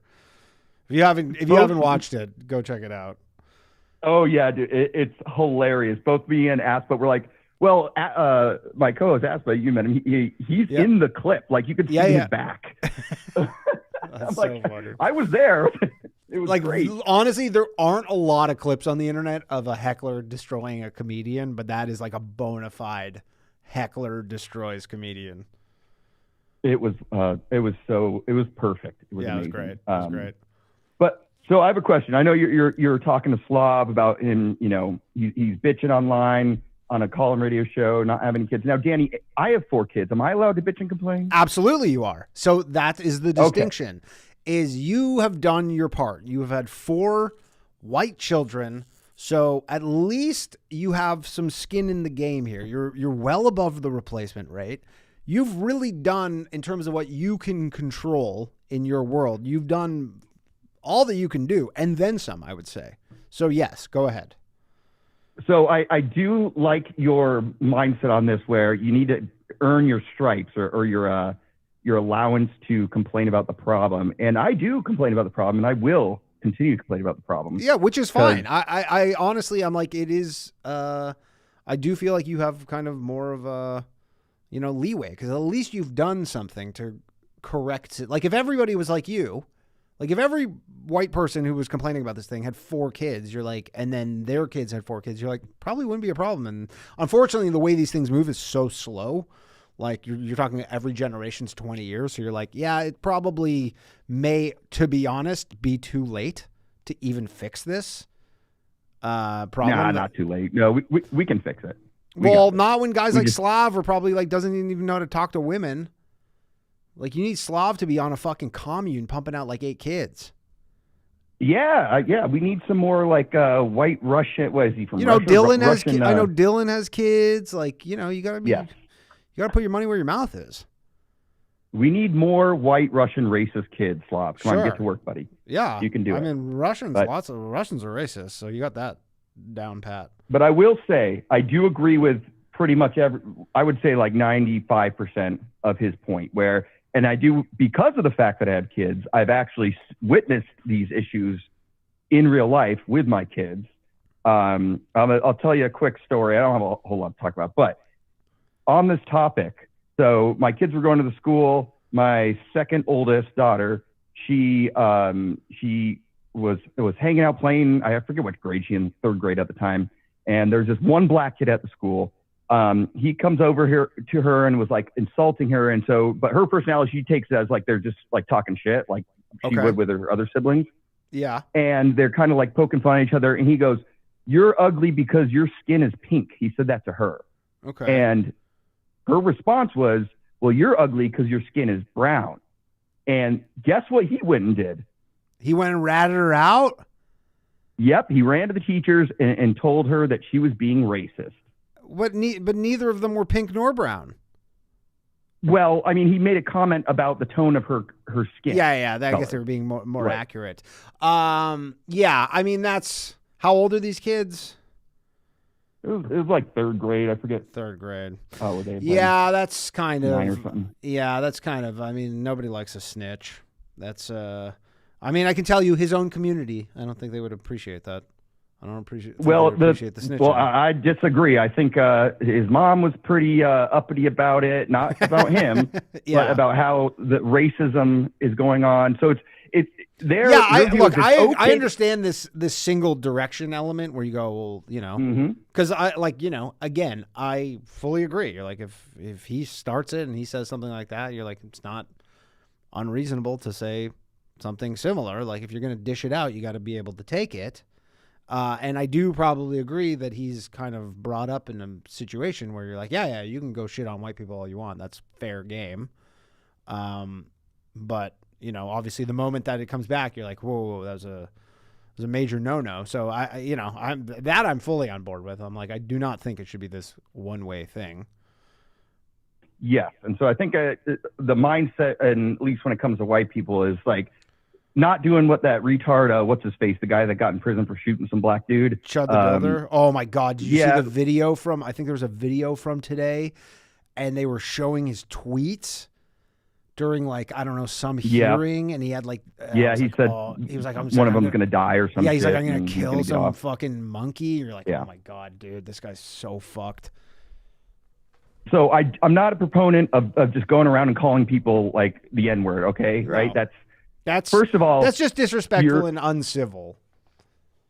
Well, even like just for your own, like these people are like animals. They will and they freak out and they'll chimp out and like kill you. So for your own safety, don't do it. Yeah. Like it's a word. We're allowed to say whatever fucking words we want, and we should be able to say it without being killed. Like that's insane. Agreed. But I will encourage all white people to start pushing back on like the, oh, well, that's racist and all the bullshit about that, and have a stronger stance in real life, not on the internet, because the internet's fucking fake and gay. Yeah. But in real life, if you experience this, just a little pushback and baby steps. Yeah. I mean, that is probably the best kind of prescription for this kind of thing, is you just have to be like, yeah, you know, let's. But again, I think if you were having this conversation with someone like, you know, someone who was black, for example, and they subscribe to all this stuff, you'll just be talking past each other. I don't even know that IQ would, to comprehend this. You know what I mean? Like, so did your daughter get in trouble? Like, what happened with that? Yeah, she got in trouble. We pulled her out of that school. Now all my kids go to a Christian school where there's like zero private. I was going to say I figured she'd be homeschooled by after that point, but yeah, so you just put her pretty in a close. Yeah, put her in a Christian school, and I mean, it solves a lot of problems. I know you know, not everyone like has the means, but there are programs out there to subsidize if you do have kids. So they do go to a private Christian school. And there's like no blacks there, obviously no Jews because it's a Christian school, so problem solved. Hey man, when I was in high school, I took I had a night course, and there was the high school I went to, literally like just down the road was a Catholic school, and I was taking night classes there, and there was this girl in the class. It was like a fairly diverse, it was a Catholic school. It was like fairly diverse, and I remember talking to this one girl, and I was like, you're not Catholic. I'm like, why do you go to this school? And she's like, it's just better school. Really? Yeah, she goes, it's just like a better school. It's closer to my house, so I go to it. I just do the Catholic Was stuff. it a college or a high school? This is a high school in Burlington, Ontario. It was Notre Dame High School. And so they like lied to get, well. I don't even think she lied. I don't think it was that stringent. Like, you don't have to, if you sign up for it, they just assume you're Catholic. I mean, you have to take some classes like about Catholicism, stuff like that. So she's just willing to do it because she's like, yeah, it's a better school. That's great. The school that my kids go to, we go through a whole interview process with the staff. We have to get a written note from our church's pastor. Oh, really? To like vouch so this for us. is, oh yeah. So in Ontario, I don't know if this is every province, but I think this is Ontario. There's like a long-standing law where, because like I guess this is when Catholics were like discriminated against. This is how old this is. So Catholics have their own public school board. There's only two school boards in Ontario. There's the public school board, and then there's the Catholic school board. And they have their publicly funded whole school board. They're like, their high school was like sick. It was like way nicer than ours because they have tons of money, but there's way less schools. And I thought you were but it's it's public. It's Catholic, but it's public. So I don't think they can turn anybody away, but they're just like, yeah, you got to do some Catholic stuff. Oh yeah, because they are taking money from the government. Yeah, it's public. It's a public school. That's it's gay. a totally public Catholic high school. But I remember this girl was like, I think she was like Muslim. She was either Muslim or Indian, and she's just like, yeah, I don't care. Better school. All right. Well, that doesn't count. I would say. So there are schools out there where, you know, they have a barrier entry and it can make things safer for and like you get a better education system, like culturally. And you probably don't have like those crazy lib like teachers who are like, no. I actually saw a really funny video today this was from Surrey, British Columbia.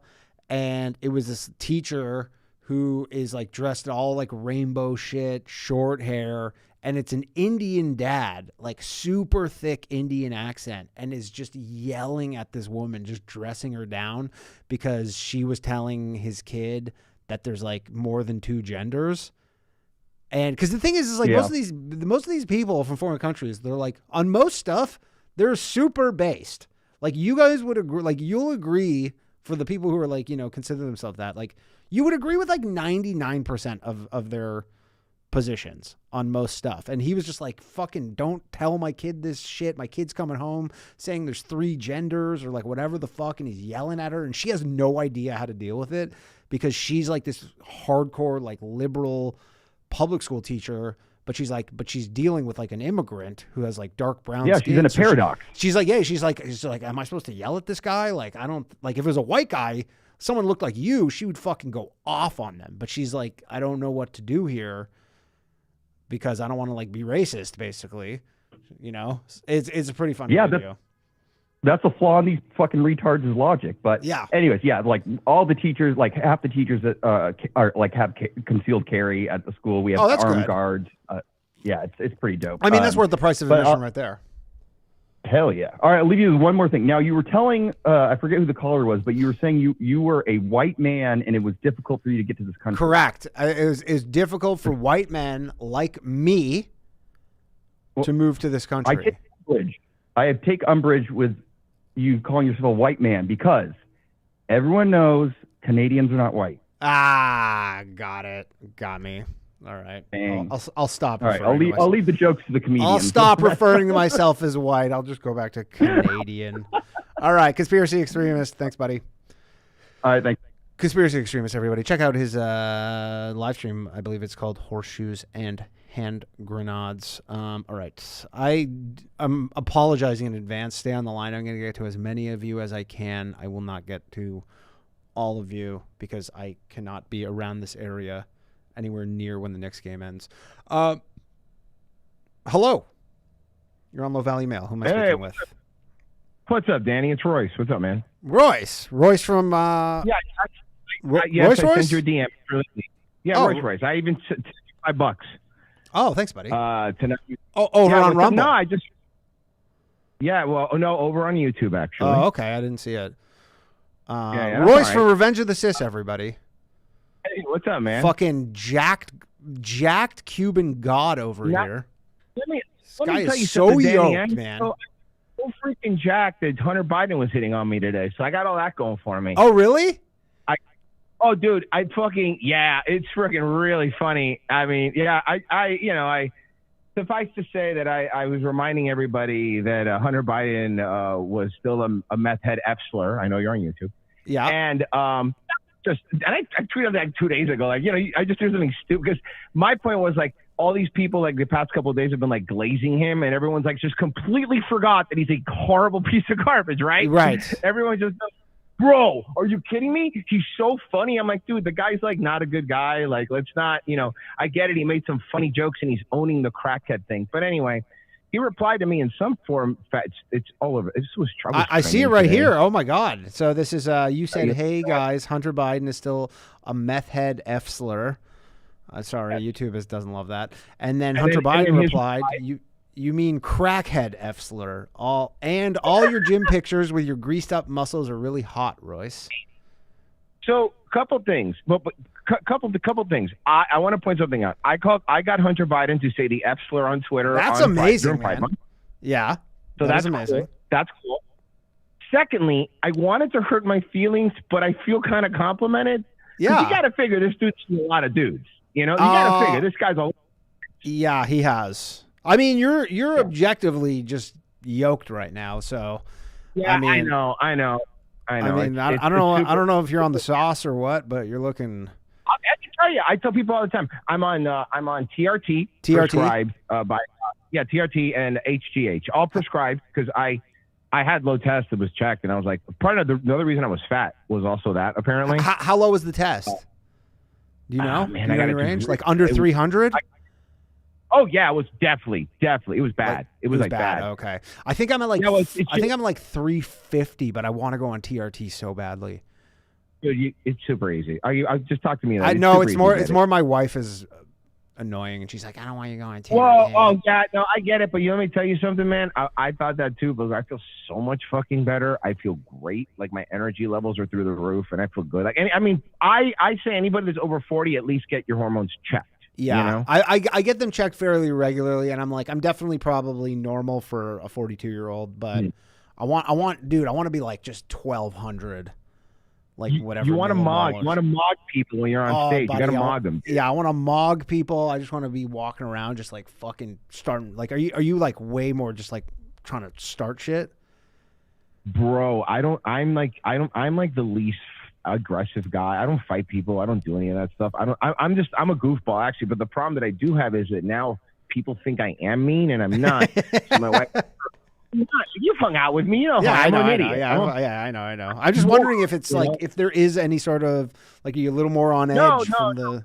Well, here's what it is. I'm just taking the amount. Like I'm not. Here's the thing, man. People confuse like TRT with like taking steroids. Like TRT, they're just getting your test levels back to like when you were 20. You know what I mean? So you're gonna be as aggressive as you were when you were 20. Like, you know, like. But if you're like, you know, I mean, we've had him on the show. Like if you're like Dr. Mike, who's like taking Tren, and like you're gonna you're gonna be angry and want to rip people's heads off. Dr. Mike's so nice though. He seems like the least angry guy. Oh, dude, but have you seen his videos about, but have you seen his videos? He's had videos where he talks about when he's on Tren, and he was like, the feelings of like, when I'm on Tren, I want to kill people. Yeah, like, Tren, makes fun of me online. Yeah, I want to rip their hearts out. Well, that's stuff for fucking animals, dude. You definitely don't want Tren that. is the one where you're just like guaranteed you're going to have a shorter life. Bro, you put it on and I've never fucked that shit, but the people that have used it, bro, they just tell you like sweat all the time. And just the other thing is look it up, and there's funny stories if you want to laugh one day if you're bored on the show. There's like these weird sex nightmares that people have when they're on Tren. It's a real thing. If you look up Tren sex nightmares, it gives you like horrific sex dreams and shit. Like where you're getting like raped by a dude kind of thing? Or you're doing it, or dude, their stories are fucking crazy. Like people have just nightmare sex dreams. You wake up in a puddle of your own sweat. It's not good for you. I mean, it's for bulls. It's not for people. Yeah, it's literally not for people, right? Interesting. Yeah. You know, there'll be but some dude, light reading on my trip home. Thanks, buddy. I have a bone to pick with you. Yes, let's hear it. And I do have a bone. Okay. I've already fallen on my show live. I saw that. Fuck you, Danny. I fucking hate you. Well, I'm sitting there. Yeah, I saw the Maduro blackface one. But, yeah. Yeah, I was laughing when I go, fucking Danny, you piece of shit. I was so angry on the show because I'm so well. You front load them so well. I know. You know what? I'm not even making those anymore just because it's literally nobody can tell that they're fake, and so it's honestly like actually I realize they're pointless to make. Hey, how do you think I feel? You know that the Hunter Biden thing got community noted. Really? Hunter Biden thing got community. Oh, so they take away you lose your shekels. Yeah, but the community note said Hunter Biden is not a crack. Is not a meth. Never smoked meth. Only crack. Yeah, it said he's a crackhead. Yeah. And by the way, the source of the community note was his tweet. But my point is, notice it didn't correct the F slur thing. No.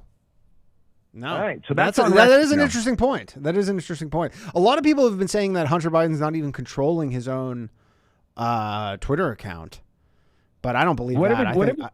I think this is him. Or Zoomers in a fucking room that are running it. But my point is, the bigger thing is like, honestly, dude, I've been kind of just checked out of politics in general. I've been checking out a little. Yeah, me too. Like sometimes, like this week, for example, like sometimes I'll, look at topics. I'm like, I don't want to talk about the fucking LA mayor race. I'm like, I don't give a shit. I'm like, I don't care if it's like super big stuff. But I'm like, you see some of these channels and they're like, can you believe like House Representative of Texas said? I'm like, I don't give a shit. Bro, I am so fucking like I'm I can't listen to any. I'm on no one's side anymore. Everything's falling apart. Nobody cares. So I don't care. So now it's just we watch stories, and when we try to do politics, or we just make fun of the reporter instead, because it's I can't like living in this world is like so like.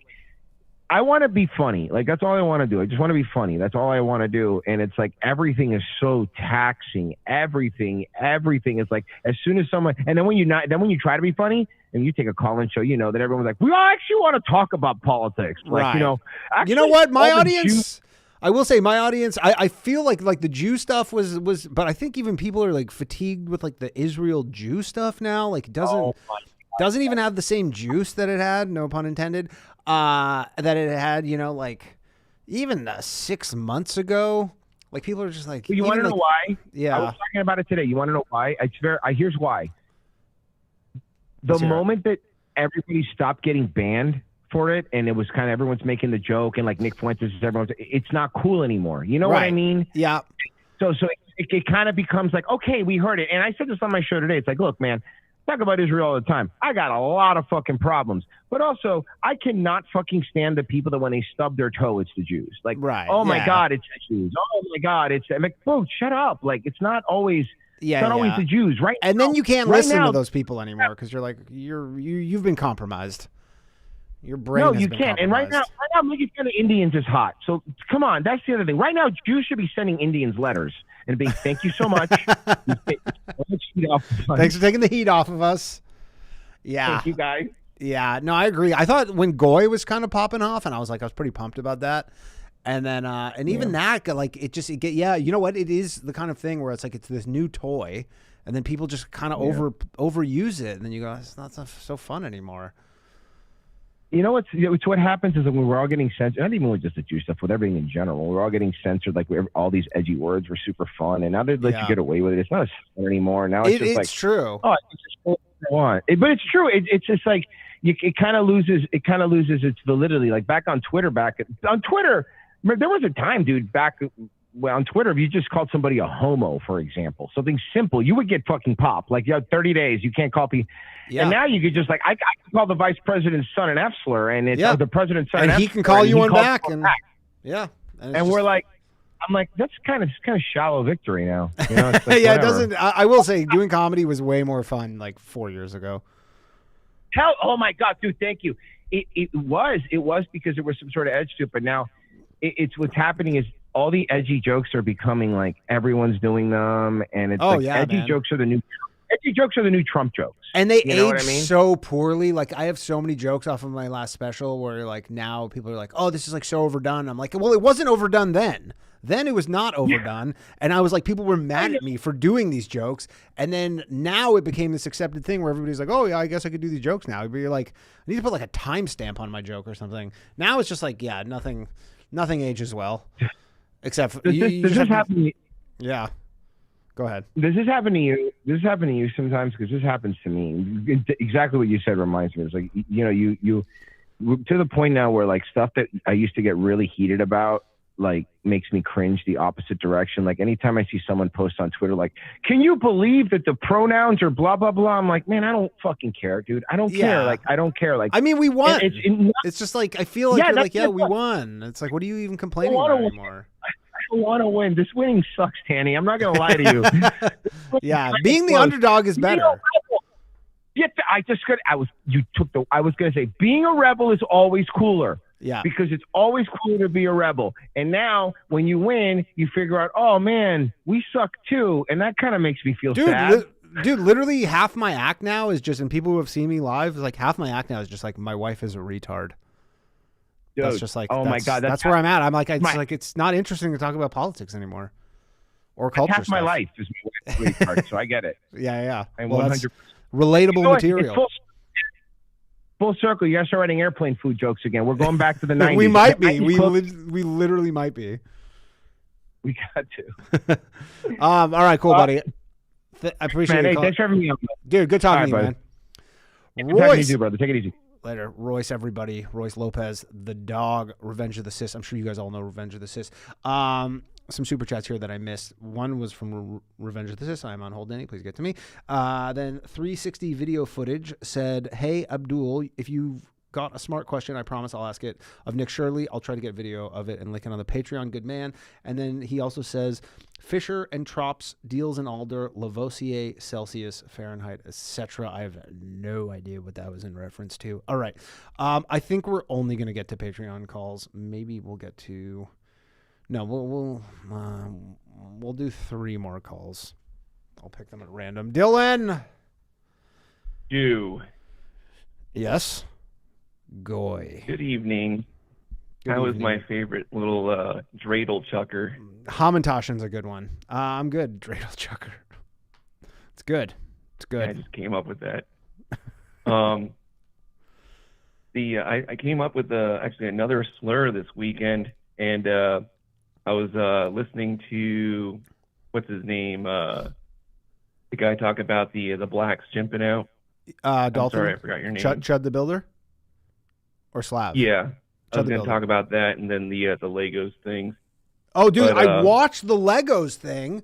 That is so... you fucking didn't acknowledge that I put that in the chat. No, I watched it, and then I just, like, when I came back, dude, I, like, watched it, and I couldn't, like, I was, like, fucking 45 minutes in being like, I can't believe this. This is insane. It's, what's his name? Reckless Ben. But I think I just, like, got sidetracked. But yeah, you posted this. People haven't seen this guy, Reckless Ben, is in this whole fucking crazy thing with this bricks and minifigs store, and they stole all these Legos, and then he's like in Utah, and like it's like the Mormon mafia, and they're all fucking they're arresting him and for all like raiding his house. It's a fucking movie, man. Dude, it's like, crazy. He's in Mexico, you gotta get hiding out. My grandpa's Legos back. Yeah, and he's like literally in Mexico right now, hiding out so he doesn't get arrested by the Utah police, from some municipal police. Dude, that shit's insane. I'll summarize it real quick for anybody who hasn't watched this. There's a guy he's a famous YouTuber, and he helps out some guy it really is a fucking like Super Troopers movie. It's crazy. So the guy, he helps out this guy who has a grandfather who's ill, and he sells his Legos at a consignment shop, and they're worth about like $200,000. And the consignment shop gets sold to another owner, and they steal the Legos, and it escalates to a bunch of wacky hijinks to try to like circumnavigate the law to get back the Legos, and all sorts of wacky hijinks ensue. Yeah, and he has like the guy has like the Utah police like in his back pocket, basically. Like they just do whatever he wants. Is running the police. Yeah, they're all part of the LDS. Dude, it's crazy. It's fucking crazy. It is crazy. And then I was gonna.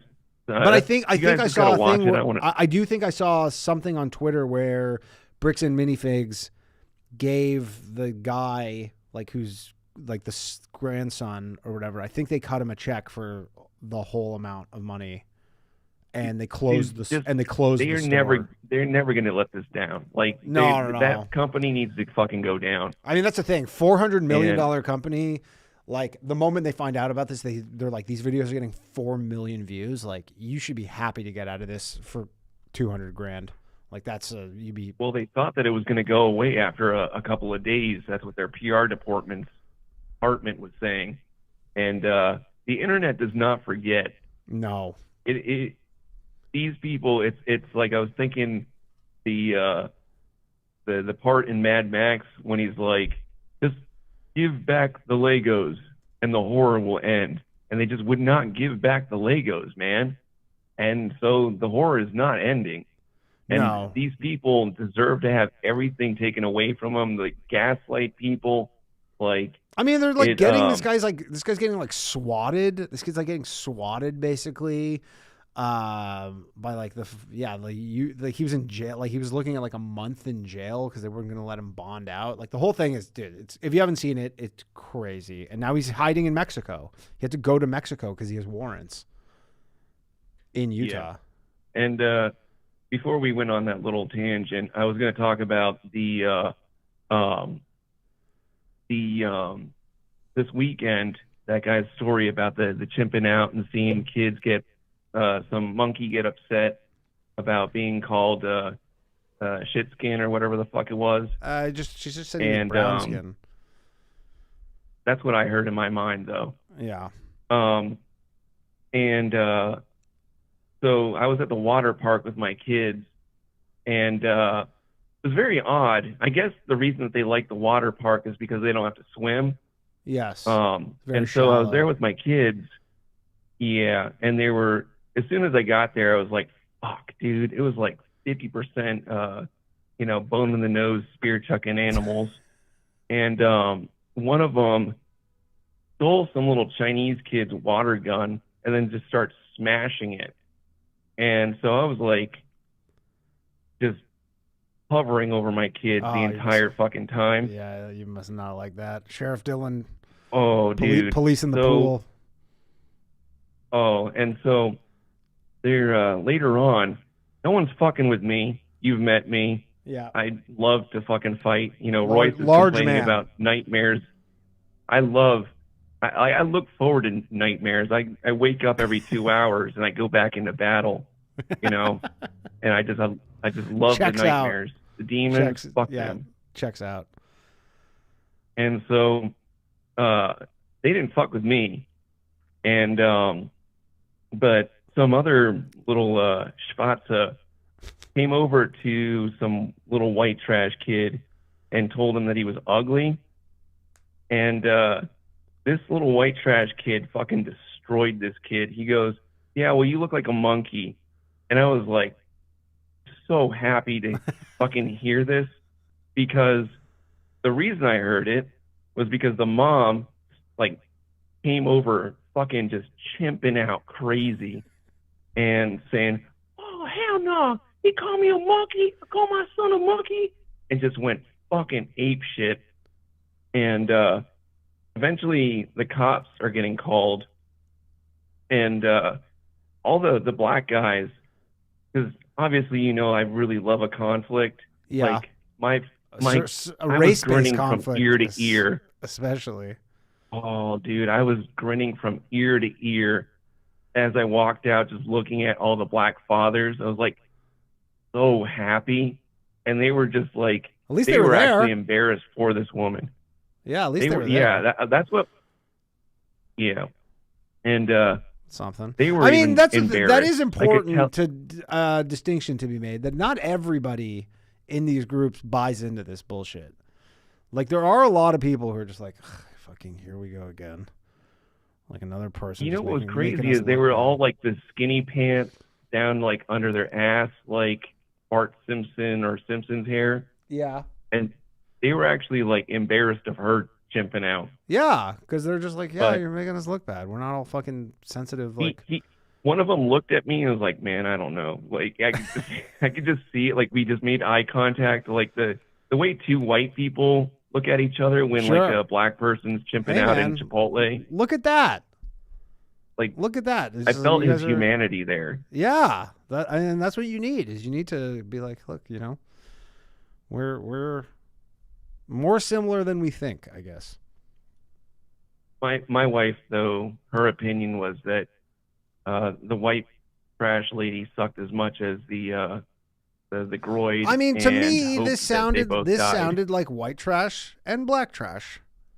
That's what it sounded like. My wife wanted them both to die. Common denominator being trash people. And I can't help, but you know that I've been stewing over this for a week with that one guy that called in telling me that I'm wrong. Of course, the pilot. So, first off, notice that I've never said anything about being friends with anyone in the Navy. That's because I don't hang out with gays. Sure. They do dress like homosexuals. They're just gay. They suck each other off. Mm-hmm. And so I spent a whole week working on an impression of him. Okay, you want to hear it? I think we must. All right, let me clear my throat. That was the impression. Fucking gay ass bitch. Fuck you, Navy bitch. You stupid ass retard. Damn, you get so fired up. Well, you know what? Next time he calls in, I can't remember what his name was. I think was it? I can't remember what his name was. Maybe he's actually on the line, but I have to wrap this up. But I'll put you guys on. I'll do a little blood sports like I did with you and Jason, and you guys can just hash this out. He's like a child that walks into a movie and then just interjects, like to quote a great philosopher. Look, he's saying he's very, again, I don't know how fucking 2 months later we're still talking about this goddamn Fadec thing for the 80th time. But we are going to adjudicate this finally, and then we are never going to speak of this ever again. I will just say that thanks to that retard, I did check back in on that story. Yeah. And they are now saying that initial claims said that it was fuel. Now they're saying that the investigation is continuing. And this retard that called in, I fucking went through all the goddamn manuals of the GE414 engine and the fucking L1700 rotary turbo fucking engine for that fucking helicopter. So shut the fuck up. Okay. It had nothing to do with just simply the Fadec. Okay, there's nothing I can add to this. Next week, we'll let the two of you duke it out. Because I don't some other retard calls and have a good night. Dill and everybody. Oh, I cut him off. He tried to get it in, and I got him. I think he was saying hello. All right, let's go to NotMatt here. And then I'm going to take one call out of the remaining calls, which is a lot of them. But unfortunately, we're over time here already. But I'm going to get to NotMatt. What's up, pal? Yo, what's up? Give my time back to Dylan. He was about to hit a lick. Homeboy was about to hit it. Yeah. I think he was going to say hello. Hey, hello. That's what you get when you start a podcast for autists. I've accepted how things are. I wish I had more militant people of other races. That is my wish for this show. I wish I had some black Israelites calling in. Some Ben Gvir types. You want to start a war? Find an Ethiopian. Find an Ethiopian, pull Abdul and the Ethiopian onto the same call, and they'll just scream at each other. Yeah. Ethiopians and Somalians do not like each other. That's why what we I have want. Eritrea. I want to turn this into just a good just a race war. Infra race war. Yeah, exactly. Blacks on blacks, whites on whites. Yeah, very specific. Very specific. So what's up, Matt? Pakistanis and Indians. Oh, Pakistanis and Indians much. would fucking rip, dude. Dude, I'm telling you. Dude, and then bring in Bengalis just for fun. Oh, dude. And we'd literally be sitting back being like, I don't know what these guys are talking about really, but this is pretty funny. So what's up? Are you going to take back what you said about D-Nut after your talk about Tim Hortons and Dunkin' Donuts? Take back what I said about... not a good stock. You said D-Nut's a shitty stock choice, man. Well, D-Nut. No. So I like Dunkin' Donuts. Oh, D-Nut Krispy Kreme. I'm not buying for the fucking... Come on. Dude, go look at a 5-year chart. I'm looking at a 5-year Krispy Kreme. I don't know. It's dude, everything, unless they slap an AI at the end of it, we're trying to fucking gamble here. Krispy Kreme in the last year, their stock has done nothing. What's the greater gamble than the health of the American people? I mean, look, if I was, short Eli Lilly, long Krispy Kreme as a pair trade would be kind of funny, but we don't have this kind of time. Yeah. We're not investing here. This might, I'm not saying Krispy Kreme is not necessarily a good investment. I'm saying as a trade where, I'm buying 2-week options on, I don't know. I feel who knows? Okay, then fine. We need momentum. If you really want to gamble, go into really obscure stock markets. Invest in the Lebanese stock market. Are there ETFs for that? No, you can just make an account with the Lebanese stock exchange. I have an application in right now just for, I think it's called LSI. Okay, ETFs with Lebanon exposure. There's FDIV. That's the only one that came up was FDIV, and the weighting for Lebanon is 0.02%. So. Oh no, I'm not talking about ETFs with exposure. I'm talking about make an account in the country. Oh, make an account. Oh, that would be wild. Well, I mean, if I was going to make an account in any foreign country, it would be Korea. Have you seen Korean stock exchange? Yeah, Kospi got wrecked today. Well, it was. I mean, for honestly, only down 8%. That's the thing is they have these circuit breakers. So you're like, it can only go down 8%, and then they just shut the stock market off until the next day. But you can only run circuit breakers for so long before like the market itself just collapses. Yeah. But I mean, people will just lose faith. Yeah. But I mean, again, these are like they have all these crazy fucking chip and AI manufacturers. I'm sure in 2 weeks from now, but you can't manufacture if you don't have oil. That's true. But and I'm there's sure supply chain lag. Yeah, I'm sure in 2 weeks from now or a month from now, the stock market, the Kospi is going to be making all-time highs. If I don't know, go look at oil ship time lag. Like go look at their reserves. So you're very bearish. This is more of a conversation for tomorrow, but you're kind of the top is in. I'm just bearish on the world right now. Like Trump is too much of a retard to figure out how to get us out of the war. Yeah. I don't like if Israel, all they have to do is bomb a country. Well, they did. They bombed fucking Lebanon, and then Iran bombed Israel, and then Netanyahu's like, we're bombing Iran, and Trump's like, not so fast, and no, you're not. And then I guess they did fire some bombs, but Trump was like, well, they were already in the air, but there's going to be no new ones. Yeah, but like if that's all that he has to do to start the war again is just tap Lebanon, then how's the war ever going to end? Yeah. I mean, look, I said this last week. Like Trump does not want the stock market, does not want the war to end. That's bad for the stock market when the war ends in an odd way. Short term, obviously, long term, it's horrible. Short term. Yeah, agreed. Short term, but again, he's trying to get to midterms. Like in his perfect world, I think is the Iran war ends like on Halloween, and then but you know what I mean? But most Americans don't have any significant money in the stock market. Go look at like the overweighting of like economic sectors. Yeah, and like but it's still there is still some like if the stock market goes up, it's like it is inflationary, and then people like it does create more jobs, and it's obviously the prosperity is like they say it's a K-shaped economy where like obviously the people at the bottom are not doing as well as the people at the top, but they'll probably do slightly better if you're at the bottom. Like if the pie's bigger. Recently that's not the case because there is no actual economic growth in America. It's all like SP5 growth. Yeah. And unless you have money in the SP5, then you're not making money. Right. And so it's really, people in tech that were making 80 and up a year that have money in 401k and people on the verge of retirement.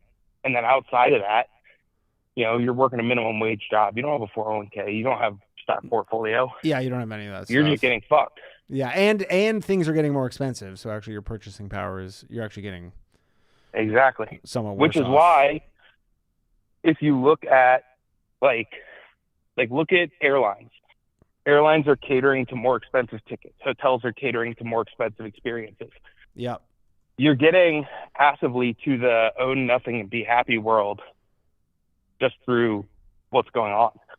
Yeah. I mean, I saw Caleb Hammer. Fascinating. He was on Rogan, and everybody was shitting on him because he was kind of like, yeah, it's better to rent. And he's like, if and I have like, it is weird because the stock market, the S&P 500 has like, in the last 15, 20 years, like the returns are higher where they're actually, it's not that cut and dry whether you're better off renting a house and taking your down payment and putting in the S&P 500. The only difference is some people are stupid and they would do that and then it would drop and they would pull their money out. And the moment you do that, you're like, okay, well, that was a wrong decision.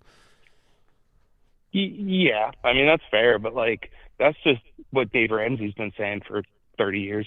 Yeah. Yeah. So he's not obviously some like if you WEF guy. He's like a rent yeah. and invest the difference. Yeah. And again, but like that, Warren Buffett has famously said, like, people would go insane if you had a daily price on your house. Like, if you could, like, fucking open a screen and they showed you how much your house was worth that day, and you could just check it every day, like, people would go insane. Like if you're just like, yeah, my house is down 50 grand today. But the beauty of home ownership is that it's like a forced savings account, and you kind of don't really know what your house is worth. So until you sell it. Yeah, because most people can't save. Most people can't like retain from like wasting money on stuff. Yeah, and most people can't, like, when they see, you know, like a lot of people fuck up when they're like, yeah, my stocks are down 20%, and then they just sell all of them. They go like, I don't want to lose any more money, and you're like, no, you just have to wait. All you got to do is just wait. All you got to do is do nothing, but it's hard. Yeah, and this ties into like that other thing you had said, where it's like the economy is naturally inflationary. I wholeheartily disagree with that. This economy is inflationary. Well, I think once you have a federal economic trends. Once you have a central bank, then they literally have an inflation target, and that's kind of how everything's run. That's what I mean when I mean it's naturally inflationary. No, it's like if we were not in a debt society. But I get, like, you know, I always go back and forth on the central bank thing. Because, like, you know, everybody, I'm sure a lot of people are like, central bank's the worst thing ever. But you're like, they do stop depressions, first off. Like, having a central bank. They cause depressions. Well, there was no, in the Great Depression, like, you know, there was no like federal, there's no Federal Reserve during the Great Depression. Yeah, there was. Not that there's no Federal Reserve, but like, did they not, the difference between the Great Depression was that at the time, they're like, we're not stimulating the economy at all, and that's why everything went to shit. Like, that was the policy at the time. I mean, I guess you have, do you just have undergrad in econ? Yeah, I don't know. Do you learn C plus I plus G plus NX? Probably. I mean, it was a long time ago. Economy? Yeah, it was a long time ago. Like, that's neo-Keynesian. Like, that's just aggregate demand is the economy, and if you have, like, stagnant, like, if you have stagnation in monetary policy or fiscal policy, then you use the other lever to grow the inverse. Uh-huh. And then if neither work, then you have stagflation. The Federal Reserve of 1913. Yep. And there was I'll blast some like literature if you're really interested in this. Yeah. But there are like comparative academic studies of pre and post Fed recessions and like recovery time and impact. I think one was 1918. One of them was more heavy on the front end than the Great Depression. We came out of that faster. Really? You know, with less like intervention. Yeah. And like the Austrian theory and analysis on it is that the federal government intervention lengthened and deepened the Great Depression. Interesting. Yeah, because I know like 2008, like, you know, famously the great financial crisis or whatever, is like, that was like Ben Bernanke at the time. Like, he's like, the lesson, because I guess his whole like PhD was on the Great Depression, and he's like, the lesson learned from that was like, you just toss money at the problem, which is why everything is so like, there's so much inflation, because if there's ever an issue, they just are like, we literally just like print money out of thin air, toss it at the problem. It's a Band-Aid on the problem, and then whatever issues come down the line, like, we'll deal with those. But we just want to avoid this like 30. Yeah, well, you avoid those like temporary, you know, like 30% unemployment, but then, you know, everybody's just poorer. Like over time. It gets even worse than Bernanke. Have you ever heard of Eugene Fama? No. He has the kind of efficient markets hypothesis. It's basically that whatever information can exist does exist, and the markets price it in accordingly. I mean, I've heard of the efficient markets. Yeah. Basically, because of that, like, you know, it used to be called QE2, QE3 for quantitative easing. So, because you're announcing QE3, it implies that there is a start and end date to it. Right. So the markets will price that in. And so that's why they basically said it's QE forever, QE until the economy's fixed. Yeah, QE infinity. We're just going to run the printing press. Yeah. And then the problem with that is you run into the ZLB, the zero lower bound, which is basically, hey, we're at a zero interest rate. We can't drive this lower. Bank of Japan said, want to bet, drove their rates negative. Yeah, I and it's like, that's why tech growth has been so insane, is because tech thrives on cheap money. Right. Like, that's why I think you're seeing these layoffs. Not because of AI, but because money is getting more expensive. Yeah. And I think they're just like, I honestly think they're, again, that goes, this is probably not, I don't know what to say in the weeds, but you're like, sometimes, it's harder to, you're like, for these companies where they always have to like beat expectations constantly, they're like, yeah, instead of, selling more stuff, we just cut our staff, like our bloated staff. And then there's all of a sudden there's more money. We're like more profitable. It's not even profit, because if you go like, I was nagging you to look at 10Ks and 10Qs. Yeah. Or like the 13Fs. We can look at some tomorrow. Hell yeah. But like, necessarily, if you're carrying debt and the debt has a variable interest rate, or they want to reassess the debt, if the rates are going up, like, that's what caused 2007. Well, if the arms were getting called, the rates were getting readjusted upward, and people couldn't pay. Right. So people started defaulting, and then the CDOs started unwinding, and then was it like 13 trillion? I saw a thing actually yesterday where in Canada, 10% of Canadians are not going to be able to refinance their renewal on their homes. They're not basically. How do I buy swaps on that? Yeah. Basically, like the banks are not gonna. I guess like people's whatever like loan to value ratio is like it's whatever the exactly is, but like it's so like on the margin that like a higher interest rate, and they'll be like, yeah, we're not approving that, and they're gonna have to go to like Are they held? This is a niche question, but how are mortgages run in Canada? Are they privately held, or are they held by the government? They're privately held, like with just the major banks. There's obviously like specific mortgage lenders, but mortgages in Canada are 5-year max. That we don't have 30-year no 30-year mortgages. I wish no 30-year mortgages. Are you taking calls? What's that? Are you doing the finance? Stream tomorrow? Yeah, tomorrow 9:30. 9:30. I'll take calls. I'll Right. set it up. Are you taking You can calls? call. Yeah, I'll set it up. You can call in. We can chat about this. I want to ask more about that. I'm curious. Yeah. I want to see if I can buy swaps on that. Yeah, yeah, you were saying last week buy swaps. I'm like, can you get swaps on Robinhood? I don't know. Not just buy swaps, but buy swaps on troubled assets in the tech world. Yeah. Because look at data center build out realization. Like, they're struggling. Yeah. Plus the SpaceX IPO is going to tank. Well, That's the gonna pull SpaceX capital away IPO from other markets. is the big one this week. It's on Friday, right? So, yeah, that's it is, but it's also going to pull capital away from other areas of the market. Well, that's the big theory right now. Is everybody's like, yeah, everything's going to tank as everybody sells all their shit to go buy SpaceX. The question is what happens if that doesn't happen? I mean, it's that. Plus, it's also like exit liquidity for like the private holders, which is just basically going to be dumped on like retail retards. Well, but they're locked. I think there's like I was reading about it, there's like a 3-month lockup on SpaceX, so it's more at the 3-month. It's a staggered. Yeah, but I think staggered time. Yeah, lockup. I think but it's like I think at 3 months is when like there's crazy dumping. I mean, you look at most of these tech IPOs, and they got hammered at the beginning, and then they have like I think there's very few that just were like Airbnb is my favorite one.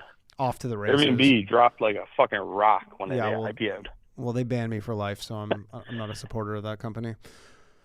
Oh, I'm banned for life too. Really? Mine was like a misunderstanding. Yeah, Someone hacked my fucking account, and then they assumed I was like the person doing it, and they just like were like, "Yeah, you're just banned for life." Oh no, I booked an Airbnb. It was a piece of shit. When I was with my ex, we had to go to Florida for something. Booked the Airbnb, had like bugs all over it. Called the guy, told him, hey, this is a piece of shit. I want a refund. He goes, nah, no refunds. Then I call Airbnb. They're like, you got to work with him. So I was like, all right, fuck you. I'm calling Amex. Yeah. Charge back. Yeah. Amex is like, yeah, man, of course. You've been a loyal customer. And then Airbnb is like, you can't do that. And they banned me. Yeah. All right, man. Fuck you. Yeah, you get banned for that. But you can also just like, as even though I am banned, I can just go open another? Yeah, I can just go open a new account. Honestly, I think I actually hate Airbnbs now. I loved them when it first came out, and then near the end of it, I was like, these kind of suck. Hotels are way better. No, they suck now. Hotels are so much better. Way better. Especially in foreign countries. Yeah, agreed. All right, Matt, gotta let you go, buddy. But I'll have the phone lines tomorrow. Later. We can talk more later. Matt, everybody. All right, I'm gonna take one more call. We're gonna go right to 9:30, and then I'm getting the fuck out of this place before. What's the score in the game? Spurs are up midway through the second. Okay. No, do not call in. Okay, we're going to take this number. Sorry if I don't get to you. If you're on hold, I apologize. As normal, things always get away from me. If you want to get your call picked up, though, sign up for the Patreon, and then you would have got through. You wouldn't have to wait. It's worth it just for that. Patreon.com/low-value-mail. Last call of the night. Who am I speaking with? This is Jordy. Hello, Jordy. Danny. What's happening, man? Yes, sir. Hello. I want to say Happy Pride Month. I was going to call in last week, but I did not get in early enough. I'm going to try to keep this short and sweet. Happy Pride Month. You know what I was thinking? I didn't know this. Do you know next week is National Flag Week? Yeah. And it's during. I did not know that either. And it's during National Fag Month. That's what's up. I just want to touch on a couple things. I was going to say shout out to the first caller because I've been in here for a while. Shout out to our Howard Hughes types with the we got some Howard Hughes types on the show. Oh yeah, gotta love those guys. Yep. Agreed. Secondly, the sick guy, or the guy who was talking about the sick stuff with the knives. And, I mean, you know what the crazy thing? The crazy thing to me with the sick thing or Sikhs or whatever is that, like, you know, there's like the rule where you can't have a blade bigger than your palm. That's just like the standard. And like their blades are like there can't be some like in between, like where they can have one of these whatever daggers, but it just can't be bigger than your, like the one where the kid was stabbed, Henry Novak. It was like 8 inches. I'm like, that's crazy. Yeah. There was one I literally had just heard about this today before I tuned into the stream was that it's like a big thing in like the UK right now with the Sikhs and like the knives and stuff like that. And there was apparently just recently an attack where a supposedly Sikh guy had a big knife and stabbed some guy. Yeah, that's what we're talking about, the white kid, Henry Novak. Yeah, it might be something different. I don't know. I mean, it was a white kid that the guy had stabbed. But from what I had heard is that the Sikhs are claiming that at least the UK Sikhs are claiming that his knife was not really a Sikh knife based on the shape and the length of it. Oh, he had like an aftermarket one? It seems so at least in the UK with all like the knife regulations and things like that, it's like the real Sikhs carry duller blades and short blades. This guy's blade was way longer than what most other people carry. I just heard this today. Oh, okay. But that's what I think. Yeah, says I just looked it up right now. It says in the Sikh religion, there's no prescribed or maximum size restrictions for a kirpan. However, for everyday use, modern kirpans are typically 3 to 9 inches. Like I feel like in Canada, I've seen the ones where it's like closer to 3, but like just being like, yeah, my religion makes me carry an 8-inch blade. You're like, I don't know about that. Yeah, I mean, I'm born in America, so I'm all for religious freedom and also, right to bear arms as well. So, in my opinion, like I think the whole UK restriction on blades is total bullshit. Crazy. Personally, I mean, it is. You're like, yeah, we have knife crime problem. And you're like, yeah, nobody can carry a knife. You're like, well, that just means only bad people carry knives. It's the same thing with guns. It's like same the only thing that you're doing by restricting guns. I'm from Virginia personally, and we're dealing with the legislation that, is essentially like New York or California level, like gun restriction. And that's what we're fighting against right now. Even though I'm queer personally, I totally believe in the right to bear arms. I think that is a genuine constitutional amendment that any legal American citizen at least should be able to, Yeah. There must be a small group of like Second Amendment gay people. Are there a lot of you? There is, and what's that? I said, is there a lot of you? I would say so. I would say more so in. So I'm queer. I'm also transgender. Interesting. I would say there's a lot more transgender people that are more so towards the Second Amendment just because of what they believe the rights that they have are being infringed upon just by the current administration. I do think there is a pretty decent amount of Second Amendment believing queers and things like that. And that probably is a more recent thing. Somewhat, definitely, for sure, in the most recent presidential administration. Yeah. I think there's a lot more. I personally believe in it. I was raised in a conservative household, so. Do you have any issues? I don't think there's anything wrong with owning a gun. Because I remember like Trump. Yeah, I agree, and I remember like Trump was trying to pass some like basically like gun legislation specifically aimed at transgender people, like, or essentially limiting. Have you had any issues like owning a gun? Not necessarily. I mean, I'm a little bit younger. I'm 23. I do technically own a gun, I guess. It was only given to me by my stepdad, but he has it, and he's more conservative. And I mean, like, I mean, personally, I'm more lower class, I guess. I'm a little more poor, so I can't necessarily go out and buy a gun, but I do believe, like, I think. Yeah, you believe you're an American who believes in the Second Amendment. It's not. I mean, yeah, no, that was the. I want to like. Well, I was just gonna say because that was like the big thing when Trump's. I think it was like after one of those like shooters, maybe the Nashville one, and then Trump's like, you know, his base is obviously like a big Second Amendment base, and then he's like, oh, okay, well, you know, we need to restrict guns for transgender people, and the Second Amendment people were like, what? Like, as much as probably they would like have an instinct to want to do that for other reasons, they're also like, no, like, still the Second Amendment, like that still supersedes any of this shit. Yeah, well, I mean, personally, my first time ever getting really involved into politics was Donald Trump's first administration in 2016, and when he banned transgender people, I thought that was kind of, from the military, I thought that was very counterintuitive because that's just, you know, kind of making enemies at that point. Like, if you have transgender people that want to enlist in the military, and at a point in time in my life, I did want to enlist in the military, and hearing that, you know, coming into my adulthood where I could potentially enlist, that was kind of a big blow in the wrong direction for me because I've, you know. Yeah. Were you transgender when you wanted to enlist originally? Were you like already transitioning or no? No, I haven't done any transitioning, well, other than social up until this point. I actually had my first appointment to go get a hormone consultation in September. Interesting.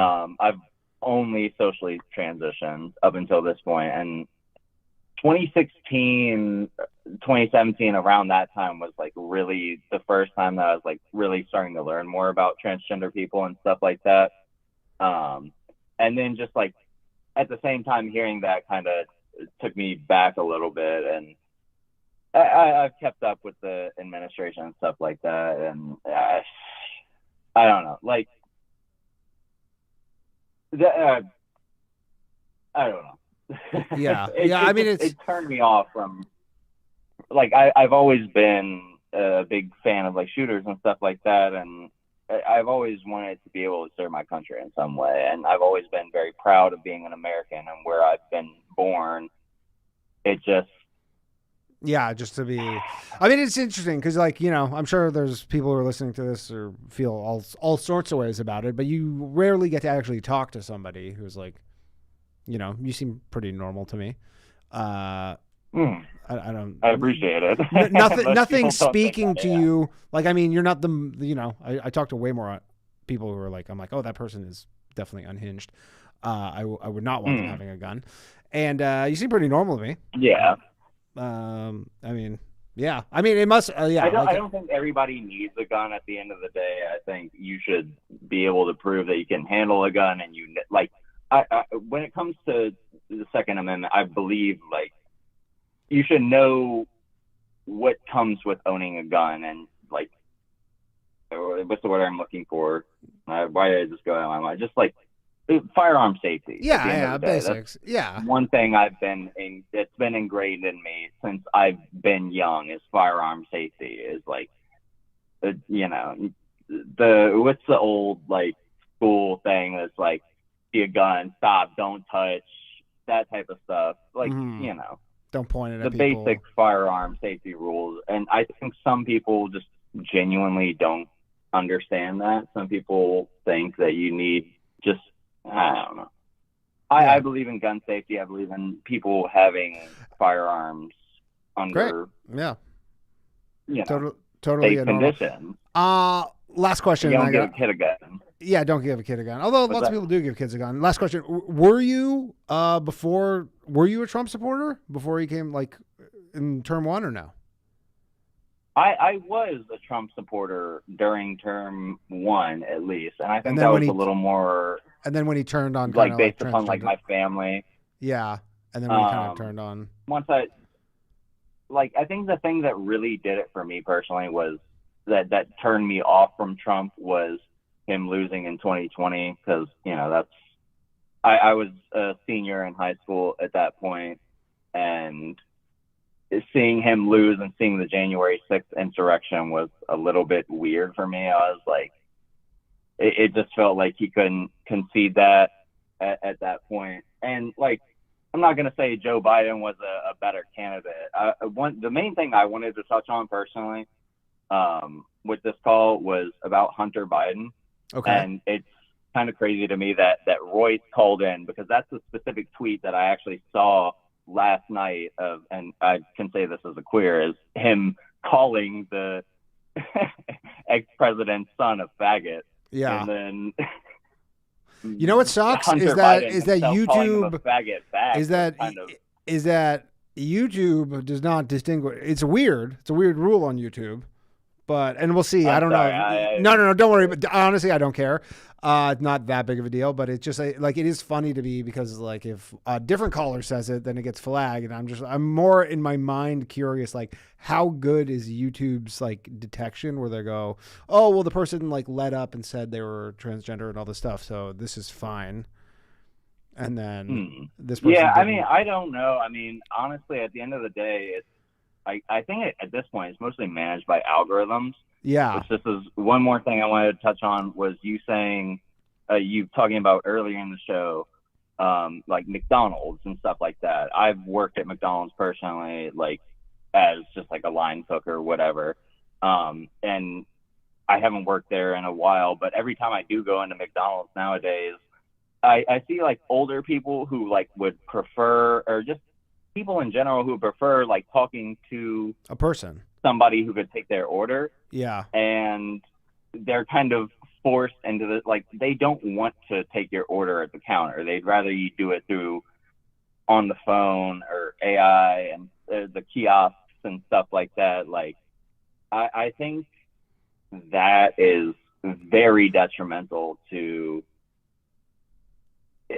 like everything we stand for. Like, I think America is in an identity crisis right now, and we're trying to figure out like what specifically is the path forward, because there's so many outside factors that are coming in, such as AI, immigrants, global politics, and things like that. And we're fighting against, it's essentially at this point, I feel like East versus West.